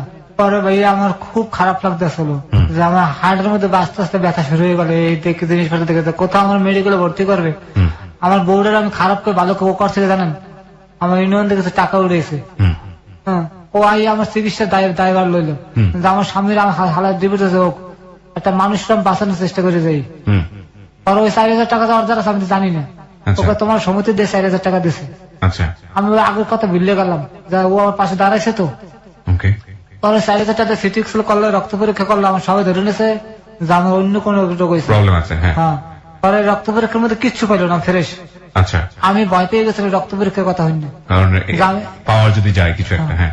পরে আমার ওষুধ পানি কিনে টেন দিয়ে আমার বউ আমার গেল গিয়া, আবার চলে গেল। হ্যাঁ চলে গেল, হ্যাঁ মতো চলে গেল। ওকে। সবাই আমার মনে মধ্যে সন্দেহ থাকলে কি আমার মনে ক্যালসিয়াম শর্ট হয়ে গেছে। মায়ের বলে মা আমার একটা পুঁই শাক আর ঢ্যাঁড়স খাওয়া খালি। পুঁই শাক আর ঢ্যাঁড়স? হ্যাঁ, এই দুইটা জিনিস আমার কারণে কোনো লজ্জত মজ্জত নাই। হ্যাঁ, আমি তো মনে করি একটা কথা বলে লাগালে কথাটা এমন ভাবে কয় আমার খুব কষ্ট লাগে মনের ভিতরে। আচ্ছা। আমি কইলে মা আমার ভাত নরম করে আমি চাবাইতে পারি, আমি কথা কইতে পারি, কথা কইতে পারিনি। এত বেশি দুর্বল হয়ে গেলেন আপনি? এত দুর্বল হয়ে গেলাম। আমি ভাত খালে মুখটা পড়ে যেত, মারে করলে মা নরম করে ভাত রান্ধতে আমি গিলে যেতে পারি। আচ্ছা আচ্ছা। কোনো সারা পেলাম না, মানে কি যে শুরু হলো যে আমি মনে করি বাংলা ছবির ভিতরে অভিনয় করতে আছি। পরে পাশের পাশের এক মহিলা এ করে, দেখ ভাই তুই এনে থাকো, তোর জীবন দাঁড়াবে, তুই টাকার বন্ধ টাকা যা, মরিয়ে গেলে তুই আল্লাহর দুনিয়া, ওখানে মানুষ পাবি, তোর দাফন করে দেবে যা, আর এনে থাকলে তোর লাশটা পচাইবে, তুই থাকিস না। তখন আমার এলাকার দাদা বসে এক লোক মারা গেছে, একটা লাড়ি এসেছিল, লাড়িটা আমার হাঁটতে দিয়েছে, লাড়িটা লইয়ে গেল, এখন তার আমি হাঁটতে পারি না। পরে আমি চিন্তা করলাম আজকে আমি ঢাকা লঞ্চে উঠবি, তা মালিক সমিতি দিয়ে আমার গোপনে 1,000 টাকা এক বন্ধু পাঠাইছিল, যদি কিনে খাইতে কইন, ওই 1,000 টাকা আমার লগে আসছিল। ওই সময়টাতে যে ভদ্র যারা এই কাজটা করছিল ওরা কোথায়, দেশের বাইরে? না, একজন দেশে, আর একজন তো গেছে কি, আরেকজন দেখেই ভেগেছে। হ্যাঁ, আপনার সঙ্গে কোনো যোগাযোগ রাখেন? মেডিকেল দেখে তো পলাইলো, মানে আমি খালি চোখ দেখছি, আর বুঝতে বোঝেন নেই। আমার তো স্ট্রোক করা মাথায় কতটা বুঝতে পারতেছি না, ওটা দেখে সে পালিয়ে গেছে। মানে আমার দিকে তাকাই খালি মাথা রেবিল করলো, কথাবার্তা না বলে, মানে চিনছো এটা যেন না বলে। হ্যাঁ, রেবিল করে আমার পাশে তোমার বই স্টুল বই রয়েছে, ছোট বাচ্চার বুকের মধ্যে, মানে ইশারা দিল যে তুমি আমাকে দেখছো, এটা বুঝায় না, মানে মাথা ঝুলে চলে গেল, আর যাওয়ার সময় খালি রেবিল করলো যে থাকো থাকো। তা মনে করলাম যে পরে মনে করছে যে লোক কিছু একটা হেল্প পাঠাবে বা কিছু একটা, কিন্তু এরপর তো নাম করতে লইয়ে গেল, রইল না। তারপর তার বরিশাল নিয়ে মনে করেন ট্রিটমেন্ট হচ্ছে, বরিশালের গল্পই বলতেছিলেন, তারপর কি হলো? বরিশাল নিয়ে এই অবস্থা। পরে আমার ওই বন্ধুর 1,000 টাকা দিয়েছিল আমার দ্বারা, এই বিকাশ করে এই টাকা নাম্পা করে আসলো। আমার পাশের সামনে কদু গাছে, যাহা বুঝেন যে কদু গাছের জাংলা বলে এটাকে, পর্দাটা বাঁশ খুললিয়া, তারপর আমি মনে করছি আমার একটা বাঁশ খুলে দেন তো ভাই, একজন একটা বাঁশ খুলে দিচ্ছে, আমি বাঁশ লইয়া ব্যাগ কান্দে ঝুলাইয়া ওই বাঁশের উপর ভর দিয়ে ভর দিয়ে আমি লঞ্চ দিয়েছি। লঞ্চে আসছেন? হ্যাঁ, আসে লঞ্চে উঠছি, অনেক কষ্ট করে আপড়ে লঞ্চে উঠছি। পরে লঞ্চে উঠলাম, লঞ্চে টাকা এলাম, টাকা স্ট্যান্ড আবার আছে, জানি গাড়ি ছিল ওরা দেখে তো অবাক যে তুই এই কেমন এলি। থাকার পরে সেরাজিম নামে একটা আছে, প্রেশার করে একটা আছে থেরাপি, ওই জায়গাটা কিছুদিন আমি দিলাম, দেওয়ার পর মানে আমার পাওয়াটা মোটামুটি ছাড়ছে, এই ডান পাটা ডান একটা ছাড়ছে। ওকে, এখানে একটু কথা বলে নি প্রিয় শ্রোতা, ওকে গল্প বলতে বলতে মাঝে মাঝে থেমে যেতে হচ্ছে, এবং যে কারণে আমাকে একটু বেশি বেশি ইন্টারাপ্ট করতে হচ্ছে, কারণ ও অনবরত কাঁদছে। ওর চোখ দিয়ে যে পানিটা পড়ছে সেই পানিটা আপনারা দেখতে পাচ্ছেন না, হয়তো ভিডিও যারা দেখেছেন তারা কিছুটা আজ করতে পারছেন, সেটা আমাকে সামনাসামনি বসে দেখতে হচ্ছে। জীবন সায়ান্নে একটা মানুষ যখন পৌঁছে যায় শারীরিক ভাবে, তখন আসলে কতটা ভয়াবহ অবস্থা হতে পারে সেটা না দেখলে আসলে বুঝবেন না। এবং ওর কাদার ফুপিয়ে ফুপিয়ে কাদার শক্তি ওর শরীরে নাই, সত্যিকার অর্থেই নাই। ও এতটাই বেশি মেডিসিনের ইফেক্টে আক্রান্ত, চোখে না দেখলে আপনারা বুঝতে পারবেন না, ভিডিওটা দেখলে আপনারা বুঝতে পারবেন। যদি ভিডিওটা দেখতেছেন চলে আসুন আমাদের ফেসবুকের ঠিকানা www.facebook.com/kibria.rj। আরো একবার বলছি www.facebook.com/kebria.rj, পেজটি আছে আরজে কিবরিয়া নামে। ওখানে লাইক দিয়ে দিলেই আপনারা মেম্বার হয়ে যাবেন এবং এই ভিডিওটি আপনারা দেখতে পাবেন। আসলেন লঞ্চে, তারপরে স্টেশন নেওয়ার পরে সবাই মিলে দিলে উদ্যোগ নিলে আমার চিকিৎসা করবে, কারণ আমার লাগার কেউ মেডিকেলে যায়নি, সবাই কাজ মেডিকেল যে আমরা আছি। আমি বাসলেই ভর দিতে দিতে এমার্জেন্সিতে গেছি, এমার্জেন্সিতে প্রতিবন্ধী একটা কোঠা আছে খালি, ওরা ফ্রি চিকিৎসা দেয় মেডিকেলে, এটা প্রধানমন্ত্রী বলে করিয়ে দিয়েছে। তা আমার দেখে আর প্রতিবন্ধী মনে করছে, আমি বললাম না আমি প্রতিবন্ধী না, ভালো মানুষ, আমি প্রতিবন্ধীতে যাবো কথাটা কনে ভুল করে ফেলাইছি। ওহো, করলো না ভর্তি, মানে সবাই এটা প্রতিবন্ধী, এটা প্রতিবন্ধীর খাতা দিয়ে দেয়, আমি চাই প্রতিবন্ধী মানে পাগলের লোক আমার থাকতে হইবে।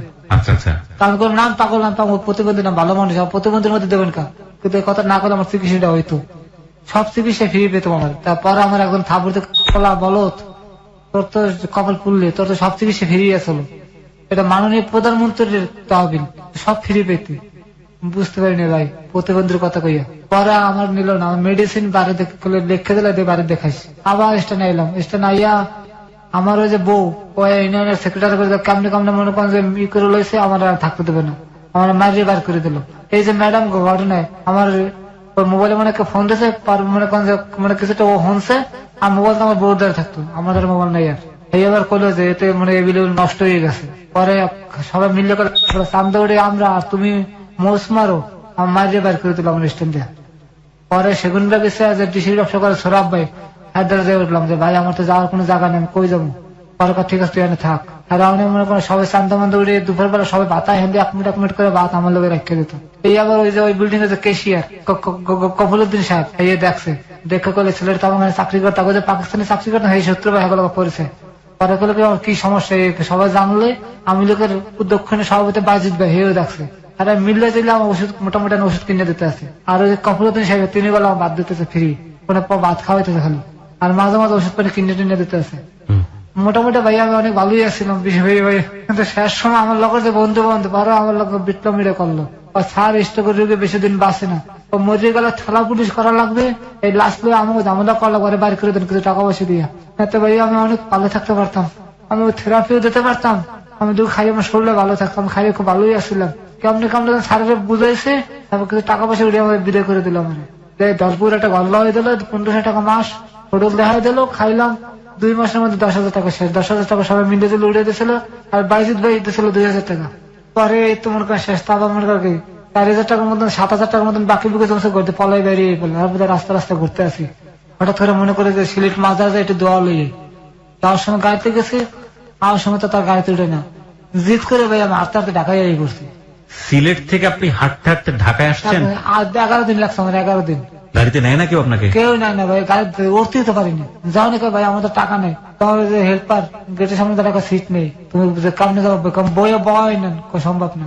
আমি 11 দিন বই আমি ঢাকা যাইতে, আমার হাড়ের অবস্থা খারাপ। The ugliest truth of society. এবং যারা আজকের এই অনুষ্ঠানটা শুনছেন তারা হয়তো শুধু ওকে দোষী দিবেন, দোষী দেওয়াটাই স্বাভাবিক, কারণ ওই লোভটা না করলে বা ওর কি বা করার ছিল, তো ট্র্যাপে পড়েছে এখানে, লোভ না করে কিভাবেই বের হয়ে আসতে পারতো। তবে এটা ঠিক যে ওর লোভ হয়েছিল মাঝখানে, কারণ ওর টাকা পয়সার কথা বারবার আসছিল, ওর জায়গাটা থেকে লোভটা করাটাও কি স্বাভাবিক না? এটাও একটা বড় প্রশ্ন। কিন্তু একজন রোগী, একজন রোগাক্রান্ত মানুষ, একজন দুস্থ মানুষ যার শরীর দেখে বোঝা যায় যে শরীরে রোগ বাসা বেঁধেছে, এই মানুষটা কি বাসের মধ্যে ছোট্ট একটা জায়গা পেত না? একটা ওই যে টানেল যেটা থাকে মাঝখানে হেঁটে গিয়ে দুপাশে বসতে হয়, টানেলের কোন একটা জায়গায় তাকে কি বসিয়ে নেওয়া যেত না? করেন না দুটো কারণে। একটা হচ্ছে বাসের সিটে যারা বসে থাকেন তারা স্বস্তি বোধ করেন না, তাদের আসলে অনেক আরামের প্রয়োজন, এবং তারা আরামে বসে থাকতে গিয়ে এই ধরনের মানুষজন দেখে যদি বিরক্ত হয়, কারণ তারা মনে করে এরা হিরোইন খায়, এদের জীবনটা এরা নিজেরা নষ্ট করছে, সুতরাং এদের শাস্তি হিসেবে আমাদের ওদের সাথে খারাপ ব্যবহার করা উচিত। একটা শব্দ তো আমাদের সমাজে প্রচলিত আছে হিরোইনচি, এবং হিরোইনচি বললে আসলে কিছু বলতে হয় না, আগে পিছিয়ে কিছু বলতে হয় না, ও খারাপ, ও শাস্তি প্রয়োজন। ওই সিটে বসা মানুষগুলো যখন খারাপ চোখে দেখেন তখন হেল্পার, সেও তো এই শ্রেণীরই মানুষ, এদের মতোই খেটে খাওয়া মানুষ, সেও বাধ্য হয় খারাপ আচরণ করার জন্য। যারা আজকের এই অনুষ্ঠানটা শুনছেন, রেডিওর শ্রোতা যারা আছেন, আমি বিশ্বাস করি তাদের মধ্যে অনেকেই এরকম আছেন। এই অনুষ্ঠানটা শুনে উহুহা করবেন, সকালবেলা আবার যা তাই হয়ে যাবেন, কিন্তু আমি এটা বিশ্বাস করতে চাই এই অনুষ্ঠানটা আজকের পরে হয়তো অনেক কি পাল্টাবে। ভাই, খুব ক্ষুদ্র জীবন, মানে অল্প কিছু সময় নিয়ে দুনিয়াতে এসেছি, হ্যাঁ, এবং আজকে আছি, কালকে নাও থাকতে পারি। আপনি এখন শুনছেন, হয়তো কালকের রাতে হয়তো আপনার সুযোগ নাও হতে পারে। অনেক মানুষ মারা যাবে আজকের রাতে, হয়তো কালকের মধ্যে আপনিও তাদের পথে হয়তো বা চলে যেতে পারেন। মানে এই ক্ষুদ্র জীবনে এত আরাম আয়েশ, এত বেশি লালসা, এত বেশি লিপ্সা, এত বেশি জিঘাংসা, লাভটা কি? চলেই তো যেতে হবে। তাহলে কিছুদিন অন্তত মিলেমিশে এইরকম দুস্থ মানুষ যারা, এদের পাশে একটু দাঁড়ান না, দেখেন না, মানে মানব জীবনে শান্তিটা আসলে কোন জায়গাটা একটু খুঁজে দেখেন না প্লিজ। মানে সুযোগ দিন। আপনি যে জায়গায় বসে আছেন বা যেভাবে লাইফ লিড করছেন, কালকে সেটা আপনার নাও থাকতে পারে, এটুকু তো বিলিভ করেন। আচ্ছা, তো আপনি 11 দিন হেঁটে হেঁটে আপনি সিলেট থেকে আপনি ঢাকা আসলেন, এইরকম একটা মানুষ। স্যান্ডেলটা আমার সামনে দেখছেন না, ওই একটা স্যান্ডেল পা তারা ফুটে হয়ে গেছে, পরে কিনে নিয়েছে গাউ ছিঁড়ে দিয়ে 100 টাকা দিয়ে। খাওয়ানোর কোনো চিন্তা করা লাগবে না। সিলেটের মানুষ আল্লাহ অনেক ভালো মানুষ। ওরা রাস্তার মধ্যে বইয়ে রয়েছি, এই জিজ্ঞাসা কি বাবা তোমার এগুলি লাগতেছে, কা মাথা না কা যদি লাগছে, এসে মাথা ধুলাতাম, কথা কইতাম, বরিশালের ভাষা কথা মনে ডাকাত ঢুকে মনে করে মাইন মেরে দেবে, এরকম কব্বা বান ধরলাম, কথা কইতাম না, খাওয়ানোর কথা করলাম, মাথা ধুলাতাম। কতটা বাড়িতে নিয়ে ভাত খাওয়াইতে হবে, বিশ্বাস করেন ভাই, ওরা মনে করেন নিজে আপন লোকের মতন আমার দেখছে। কতটা বাড়িতে যাও, 10 টাকা 20 টাকা দিয়ে দিতে, তুমি যাও, আর খালি আল্লাহ দ্বারা ফরিয়াদ করতাম, আল্লাহ আমি তো কইতে পারি না, তুমি আমার মানুষ দেখাই দাও। মাদ্রাসার পোলাপানরা আমার খাওয়ান কিনে দিয়ে গেছে। আল্লাহর বিশেষ একটা রহমত আমি সিলেট পর্যন্ত পাইছি। যখন ঢাকা শহরে ঢুকলাম, যার দ্বারা আত্মাতে কয় কোনটা খাও, বাবা খাও না হিরোইন খাও। আজকে পার্কে বয়ে রয়েছি, আপনারা আমাকে সময় আমি তাড়াতাড়ি ওদিকে বসছি, তাড়াতাড়ি যাইতে হবে কটা, আমি বসি ভালো মোটামুটি স্টুডেন্ট পোলাপান, মামা আমার একটু দিতে পারো, আমি একটু খাবো। তখন আমার খুব খারাপ লাগছে, আল্লাহ আমি কোন ধরে তোমার লইয়ে যাও, আমার আর থাকতে পেয়ে না। প্রিয় শ্রোতা, আমরা আরেকটা বিরতি নেব, মাত্র 5 মিনিটের বিরতি। 5 মিনিট পরে আমরা আবারও ফিরে আসবো ক্লোজ আপ প্রেজেন্স হ্যালো 8920-তে। আজকে ফারুক দুস্থ একজন মানুষ, সে এসছে আমাদের হ্যালো 8920-তে, আমাদের হ্যালো 8920 পরিবারের কাছে তার জীবনের গল্পটা বলার জন্য, আর 10 জন মানুষকে সচেতন করবার জন্য যে আপনিও যে কোনো সময় ভিকটিম হয়ে যেতে পারেন, সচেতন থাকুন। কিছু কিছু মানুষ থাকে একেবারেই বিনা লোভে বাধ্য হয়ে বিপদে জড়িয়ে যায়। আমাদের আজকের অতিথি তাই, যদি ওর কথাগুলো আমরা আগাগোড়া বিশ্বাস করি, এবং বিশ্বাস না করে উপায় নেই, কারণ ওর জীবনের যে সারল্য, যে বলাটা, প্রত্যেকটা জিনিস এত পুঙ্খানুপুঙ্খ ভাবে ও বলছে, তাতে বিশ্বাস না করে উপায় নেই। আমরা 5 মিনিট পরে আবারও ফিরে আসবো। ওকে যদি দেখতে চান চলে আসতে পারেন আমার ফেসবুক পেজে, ফেসবুকের ঠিকানা www.facebook.com/kibria.rj। আমি আবারও বলছি www.facebook.com/kebria.rj পেজটি আছে আরজে কিবরিয়া নামে। ফিরছি ঠিক 5 মিনিট পর। Close Up presents Hello 8920. Close Up. The closer, the better. Close Up presents Hello 8920. Close Up. The closer, the better. প্রিয় শ্রোতা, আমরা একেবারে শেষের দিকে চলে এসেছি। নিঃসন্দেহে একটি দুর্ধর্ষ, কি বলবো, একেবারেই সহ্য করা যায় না এরকম একটি অমানবিক জীবনের গল্প। আমরা কথা না বাড়িয়ে আবারও ফারুকের কাছে ফিরতে চাই। যারা জীবনের গল্প বলতে আমাদের এখানে আসতে চান তারা আমাদেরকে ফোন করবেন। আমাদের ফোন নাম্বারটি হচ্ছে 09613892892। আমি আবারও বলছি 09613892892। হ্যাঁ ফারুক, শুনি তারপর। নারায়ণগঞ্জ গেছে, আমার বন্ধু থাকে ড্রাইভার, আমি খোঁজার লোকে নারায়ণগঞ্জে গেলাম। আচ্ছা, চাষারা দিয়ে আমি অসুস্থ হয়ে পড়ি। নারায়ণগঞ্জ চাষারা, হ্যাঁ। পরে আমি যে 8 অবস্থায় স্ট্রোক করছি আমি নিজে জানি না। ডাক্তার একটা স্বাস্থ্য সেবা আছে নারায়ণগঞ্জে, ওনার ডাক্তারে করলো নাম টিকিট কেটে দেখালাম, উনি কাউকে দেখে কথাবার্তা করে কাউকে আপনি স্ট্রোক করছেন, আপনি এই মুহূর্তে আপনার আত্মীয়স্বজন খবর দেন। তার আগে একটা কাজ করলাম, একটা ইসিজি করে নিলেন। ইসিজি দেখে আপনি বাঁচতে আছেন, হয়তো বিশ্বাস হয় না। তখন আমি ইসিজি রেফারেটরে কাউকে আপনি ঢাকা যাই যে কোনো যে মেডিকেল পাবেন হেঁটে যায় তাতে ভর্তি হইবেন। আমি ওই মুহূর্তে মনে করেন ঢাকা দিকে রওনা দিলাম। আচ্ছা আর বাড়িতে একটা ফোন দিলাম যে তোমরা যদি আমার পারো একটু আমার পাশে দাঁড়াও, কেউ আর আমার পরে ফোন দিলাম, কেউ ফোন ধরে না। পরে আমি মিটফুট হাসপাতালে আইলাম, আইয়া মনে করেন কাগজ দেখাইলাম যে আমার এসিজি রিপোর্ট, আর লগালগ আমার ভর্তি দিয়ে দিল। আইসিইউ তো হয়ে গেল, নিয়ে অনেকগুলো ট্যাবলেট দিল, ওইগুলো একবারে খালি শুয়ে থাকেন এখানে, কোনো কথাবার্তা দরকার না। আপনি কালকে দিনে কথা কম আপনি লাগে, দিনে আপনি একটা ইসিজি করা লাগবে, এই একটা ইসিজি আমরা বিশ্বাস করতে পারি না, আমাদের কোনো টাকা নেই। পরে অন্য ডাক্তারে ঠিক আছে ভর্তি নাও, ভর্তি নিল। আমার 2 দিন পরে বড় ডাক্তার এলো, বড় ডাক্তার আছে নামে তো করে কইতে পারি না যে স্যার আমার এই সমস্যা, যে মেডিকেল বার করে দেয়, হারা যে ট্রিটমেন্ট এই ট্রিটমেন্ট আমি চলতে আছে। আপনি অনুষ্ঠানের খোঁজটা পেলেন কিভাবে? আমি আপনার অনুষ্ঠানটা প্রতিবার যখন গাড়ি চালাতাম, যখন দূরে যেতাম, আমি আপনার অনুষ্ঠানটা শুনতামই সবসময় শুনছেন? সব সময়। আমি প্রথম শুনে যাই কবে জানেন, ওই যে একটা মাইয়ারে মনে করেন যে ওই যে আসলে নৌকায় বইয়া আপনার অনুষ্ঠানটা আপনার যাহা বলিবার সত্য বলিব, হ্যাঁ পরিবারে যেটা প্রচার হয়, হ্যাঁ পোলাটারা মনে করেন যে নদীর ওদিকে লইয়ে যায়, আর হ্যাঁ, এবং মেয়েটাকে রেপ করেছিল, হ্যাঁ শুরু করে আমি। এটা যাহা বলিবার সত্য বলিব সম্ভবত 3য় বা 4র্থ এপিসোড ছিল এবং খুবই সারা জাগানো একটা এপিসোড ছিল।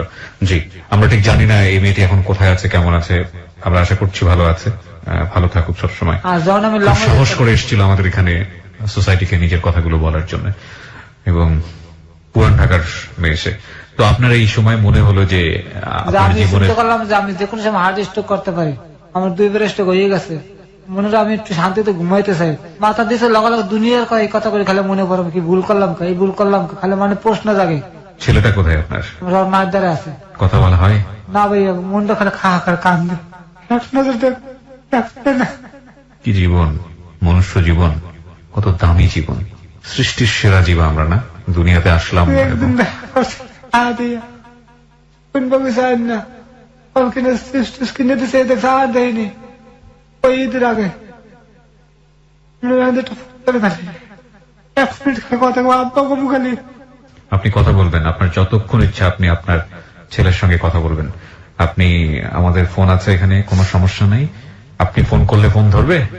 আমি না আমি আমি আমনে কোন আমি ফোন দিলে আমার নাম্বার থেকে কথা বলবে? আল্লাহ যদি মিলিয়ে দেবে ভাই, দিতে পারে ভাই, আশা করে দেবে, আল্লাহ মিলেবে। ঠিক আছে, আমি টেলিফোন দেবেন, TNT থেকে দিব না? হ্যাঁ TNT দেখেন, এই নাম্বার গুলো মনে করে আমি দিই, TNT নাম্বারটা বোঝে না, TNT নাম্বার অনেক চালাক, পারি না। ডাক্তারে আমার ডাইরেক্ট কইছে তুমি নেশা 2টা নেশা না করলে তোমার 2 লাখ বেরোনিসে হার্ট স্ট্রোক হইতে পারে না, তুমি কি নেশা করছো আমারে কও, আমার পাশে লইয়ে গেছে, আমি কিন্তু কি শিখে করবো, আমি বাড়ি করে দেবে। পারলাম না ডাক্তার গুলো কত কইতে, একমাত্র আপনার দ্বারা আমি আইসি মনের কথা কই, আমি নিশ্চিন্ত একটু ঘুমাবো, একটা রাত আমি ঘুমাই না ভাই, বিশ্বাস করেন, রাতে ঘুমের মধ্যে লাফে উঠতে বইয়ে থাই, মন দিয়ে একটু কেলে কথা কম পারি না ভাই, এই কথা করে জানাইতে পারি না ভাই, এত লজ্জার কথা। মানুষের রাত পাতলা ভাই হেরুন থেকে লড়াই দেয় ভাই, ভাত খাই না রাত্রে, ডায়াবেটিস দেখে শুধু রুটি খেয়ে থাকি রাত্রে। এখন টাকা পয়সা আসে ওর থেকে, পান কিভাবে ভাই? যদি কেউ মায়া হয় ভাই, বইয়ে থাকে, রাত পাতি না, যদি আল্লাহ কেউ মনে করেন যে দয়া দিয়ে পাঠাতে 200 টাকা যদি কেউ দেয়, ওই ওষুধ তো দেশে ভাই লাগাই, হাড়ের ওষুধ দেশে কিনে খাইতে হবে, কিন্তু এত একদিনে কিনে খাইনি, শুধু এইটাই পকেটে রাই, দাম কম এইটাই পকেটে রাই, যান ব্যথা এইটাই খাই। আচ্ছা, শুধু এইটাই খাইতে খাচ্ছিলেন এটা ব্রেকের সময়, আমি সেজন্য জিজ্ঞেস করছিলাম আপনাকে। হ্যাঁ, যখন ব্যথা, কি ওষুধ এটা? ওটা কিসের জন্য? হার্টের লোক, হার্টের জন্য। কোসে একদিন ডাক লিখে দিয়েছে আমার যে একদিনে মিস করা যাবে না, কাগজপত্র আছে, আপনি তো দেখেন, কিন্তু খাইতে পারেন না। একদিনে কিনে আমি খাইনি, একটা ওষুধ কিনে খাইনি। আপনার তো কোনো ফোন নাম্বারও নাই যোগাযোগ? না ভাই, আমার কোনো কিছু না, মোবাইল তো লইয়ে গেছে। কি করবেন আপনি? আপনি কোথায় যেন ঘুমান? মাঝে মাঝে স্টুডিয়ামে ঘুমাই ভাই, জানি না ভাই, আটটা যখন দেখে দুর্বল লাগে তখন শুয়ে পড়েন? শুয়ে পড়ে লুঙ্গি আছে আমার দ্বারা, লুঙ্গি করতে পারেন? পার্কে যাই। কোন পার্কে? রমনা পার্কে? রমনা পার্কে যাই, গিয়ে যাই মনে করেন এই সময় একবার মানে গোসল করে ওটা রোদে খাড়াই থাকি। কোথায়? ওটা পুকুর টুকুর আছে ওখানে? রমনা পার্কে একটা পুষ্কুনি আছে। তো ইয়ে হয় না আপনার পানিতে? তো আপনার শরীরের অবস্থা খুবই খারাপ, যে কোনো মুহূর্তে ডুবে হয়ে যেতে পারেন। না মানে পায়ে মানে আপুর দিয়ে মনে করেন সাবান টাবান নাইকা কিছু ধরে একটা ডুব দিয়ে মনে করেন সাবান টাবান সারা আবার বুকটা খাড়াই থাকে, গায়ে কাপড় চোপড় শুকিয়ে যায়। গায়ে কাপড় চোপড় শুকান? হ্যাঁ, খুলতে পারি না তো, শার্ট খুললে তার পড়তে পারবো না। মানে শার্ট খুলে পড়তে পারবেন না মানে আপনার নখ দিয়ে তো সেই শক্তিটা পান না নাকি? এই হাত তো মনে করেন সোজা না, যে শার্টটা লইয়াম, বাম হাত তো পুরোপুরি আপনার একদম কন্ট্রোললেস। গরম পানি যা তেল মালিশ করলে নাকি ভালো হয়, সবাই একই কথা, যে মালিশ কর, মালিশ কমনে করবো, একাই তো মনে করেন 2টা ডালা দেওয়া যায়, 3 নম্বর ডালা দিলে মনে করেন দুর্বল লাগে। বাথরুম টাথরুম টয়লেট টয়লেট করলে সবাই ডাইনেতে, বাথরুম হলে কোনো কষ্ট হয় না ভাই, আর 4 দিন 5 দিন পর একদিন বাথরুমে। খাওয়াই তো নাই পেটের মধ্যে। খাওয়ান নেবে, ভাত কবে খাই জানি না, বৃহস্পতিবার ভাত খাই, চার খাইনি, ডায়াবেটিসের ভয়ে ভাত খাই না, খালি রুটি খেয়ে থাকি। ডায়াবেটিসও আছে? আমার 3 নম্বর স্ট্রোকটা ডায়াবেটিসের লোক। কিছু বলতে চান আমাদের লিসনারদেরকে? হ্যাঁ বলেন। ভাই, আল্লাহ আপনাকে যতটুকু দারুণ ক্ষমতা দিচ্ছে, ওই ক্ষমতা অনুসারে আপনারা ভাই চলাফেরা করেন, কোন মেডিসিন দিয়ে আপনারা চলাফেরা করেন না ভাই, আমার মতন পঙ্গু হইন না ভাই। আল্লাহ আমার দিয়ে আপনাকে একটু শিক্ষা দেওয়ার সুযোগ হয়েছে ভাই, আপনারা আমার দেখেন ভাই, যতটুকু আল্লাহর দারুণ ক্ষমতা আছে অতটা দিয়ে আপনারা চলাফেরা করেন ভাই, মেডিসিনের ভিতরে কেউ যাইন না ভাই, পঙ্গু হয়ে যাবেন ভাই, আর আল্লাহর দিকে ভাই ঠিক করেন ভাই। He is really genuine man from my heart, I believe him. Believe, এটা আমার একেবারে ব্যক্তিগত ব্যাপার, আপনার জায়গা থেকে আপনার মতো করে। ওকে যখন ফ্লোর দিলাম, ও জেনুইনলি আপনাদের কাছে সাহায্য চাওয়ার জন্য আসে নাই, ও শুধু বলতে এসছে সচেতন হন, আমরাও আপনাদের কাছে সাহায্য চাবো না। এবং মানে আমি টোটালি স্পিচলেস যে একটা মানুষের জীবন কিভাবে স্পয়েল করে দিতে পারে এই medicine. One medicine is enough, একটা ভুল ওষুধ এনাফ। আচ্ছা, আপনি কি আমাদের লিসনার যারা আছে তাদের কাছে কি হাত পাততে চান, তাদেরকে কিছু সাহায্যের জন্য বলতে চান? আমি না খাই শুয়ে রয়েছে ভাই, তো মনে করেন যে এই মনে করেন যে খিদা মনে করেন যে দুলি গেছে, তবে হাত পাতেনি। প্রিয় শ্রোতা, ও হাত পাতেনি, কিন্তু আমাদের মানবিকতার একটা জায়গা আছে। এই মানবিকতার জায়গা থেকে হয়তো অনেকেই ওকে সাহায্য করতে চাইবেন। যারা ওকে সাহায্য করতে চান, আমাদের যে হ্যালো 8920 বিকাশ নাম্বার আছে, যেহেতু ওর কোনো সেল নাম্বার নেই, আমি চাইলে ওর সঙ্গে সরাসরি কথা বলার জন্য একটা ব্যবস্থা করে দিতাম। সেই নাম্বারে ওর সঙ্গে আপনারা যোগাযোগ করতে পারেন। এছাড়া আমাদের অনুষ্ঠানে যে দুটো নাম্বার আছে, সেই দুটো নাম্বারে আপনারা সাহায্য পাঠাতে পারেন, যদি আপনি মনে করেন আপনার জায়গাটা থেকে ওকে কিছু হেল্প করা দরকার। আমি নাম্বার দুটো আপনাদেরকে বলে দিচ্ছি। এটা পার্সোনাল নাম্বার হ্যালো 8920, এটা এজেন্ট নাম্বার নয়। আপনারা যারা সাহায্য পাঠাতে চান এই দুটো নাম্বারে পাঠাতে পারেন। 01782510515। আমি আবারও বলছি 01782510515। আরো একটি নাম্বার রয়েছে 01747507522। আমি আবারও বলছি 01743075722। এই নাম্বারে চাইলে আপনারা যদি মনে করেন ওর চিকিৎসার জন্য কিংবা ওর জন্য কিছু করা উচিত, আপনাদের ব্যক্তিগত জায়গা থেকে আপনারা চাইলে এই দুটো নাম্বারে বিকাশ করে ওর জন্য সাহায্য পাঠাতে পারেন। আরেকটি বিষয় বলতে চাই প্রিয় শ্রোতা, এই দুটো নাম্বারে নাম্বার দেওয়ার পরে আপনারা কন্টিনিউয়াসলি অনেকেই এখানে ফোন করেন। এই নাম্বার দুটো সব সময় রেসপন্স করা সম্ভব হয় না, অনেক সময় বন্ধ রাখতে হয়, এতগুলো ফোনের সঙ্গে কথা বলা সম্ভব নয়। এই দুটো শুধুমাত্রই বিকাশ নাম্বারের ক্ষেত্রে ব্যবহার করা হয়। সুতরাং আপনি ফোন বন্ধ পেলে বা আরো কনফার্ম হতে চাইলে আপনি যেটা করবেন, কোনো সাহায্য পাঠালে একটা টেক্সট পাঠিয়ে রাখবেন যে আমরা টাকাটা পেয়েছি কিনা, আমরা ফিরতি টেক্সট আপনাকে জানিয়ে দেবো যে আপনার অর্থ পাওয়া গিয়েছে। সুতরাং বন্ধ থাকলে কিংবা কোনোভাবেই আপনার ফোন রেসপন্স না করলে এখানে হতাশ হওয়ার কোনো কারণ নেই। শুধু একটা কথাই বলতে চাই শেষে এসে, মনুষ্য জীবন খুবই স্বল্প সময়ের জীবন, খুবই অল্প সময়ের জন্য আমরা দুনিয়াতে এসেছি। সবাই মিলে আমরা ভালো থাকতে চাই, একই সমাজে বসবাস করি। একজন মানুষ দুস্থ থাকলে তার দিকে যদি হাত বাড়িয়ে দিতে না পারি, কেমন মানুষ আমরা, কোন বিবেক নিয়ে আমরা বসবাস করি? ভালো থাকবেন সবাই।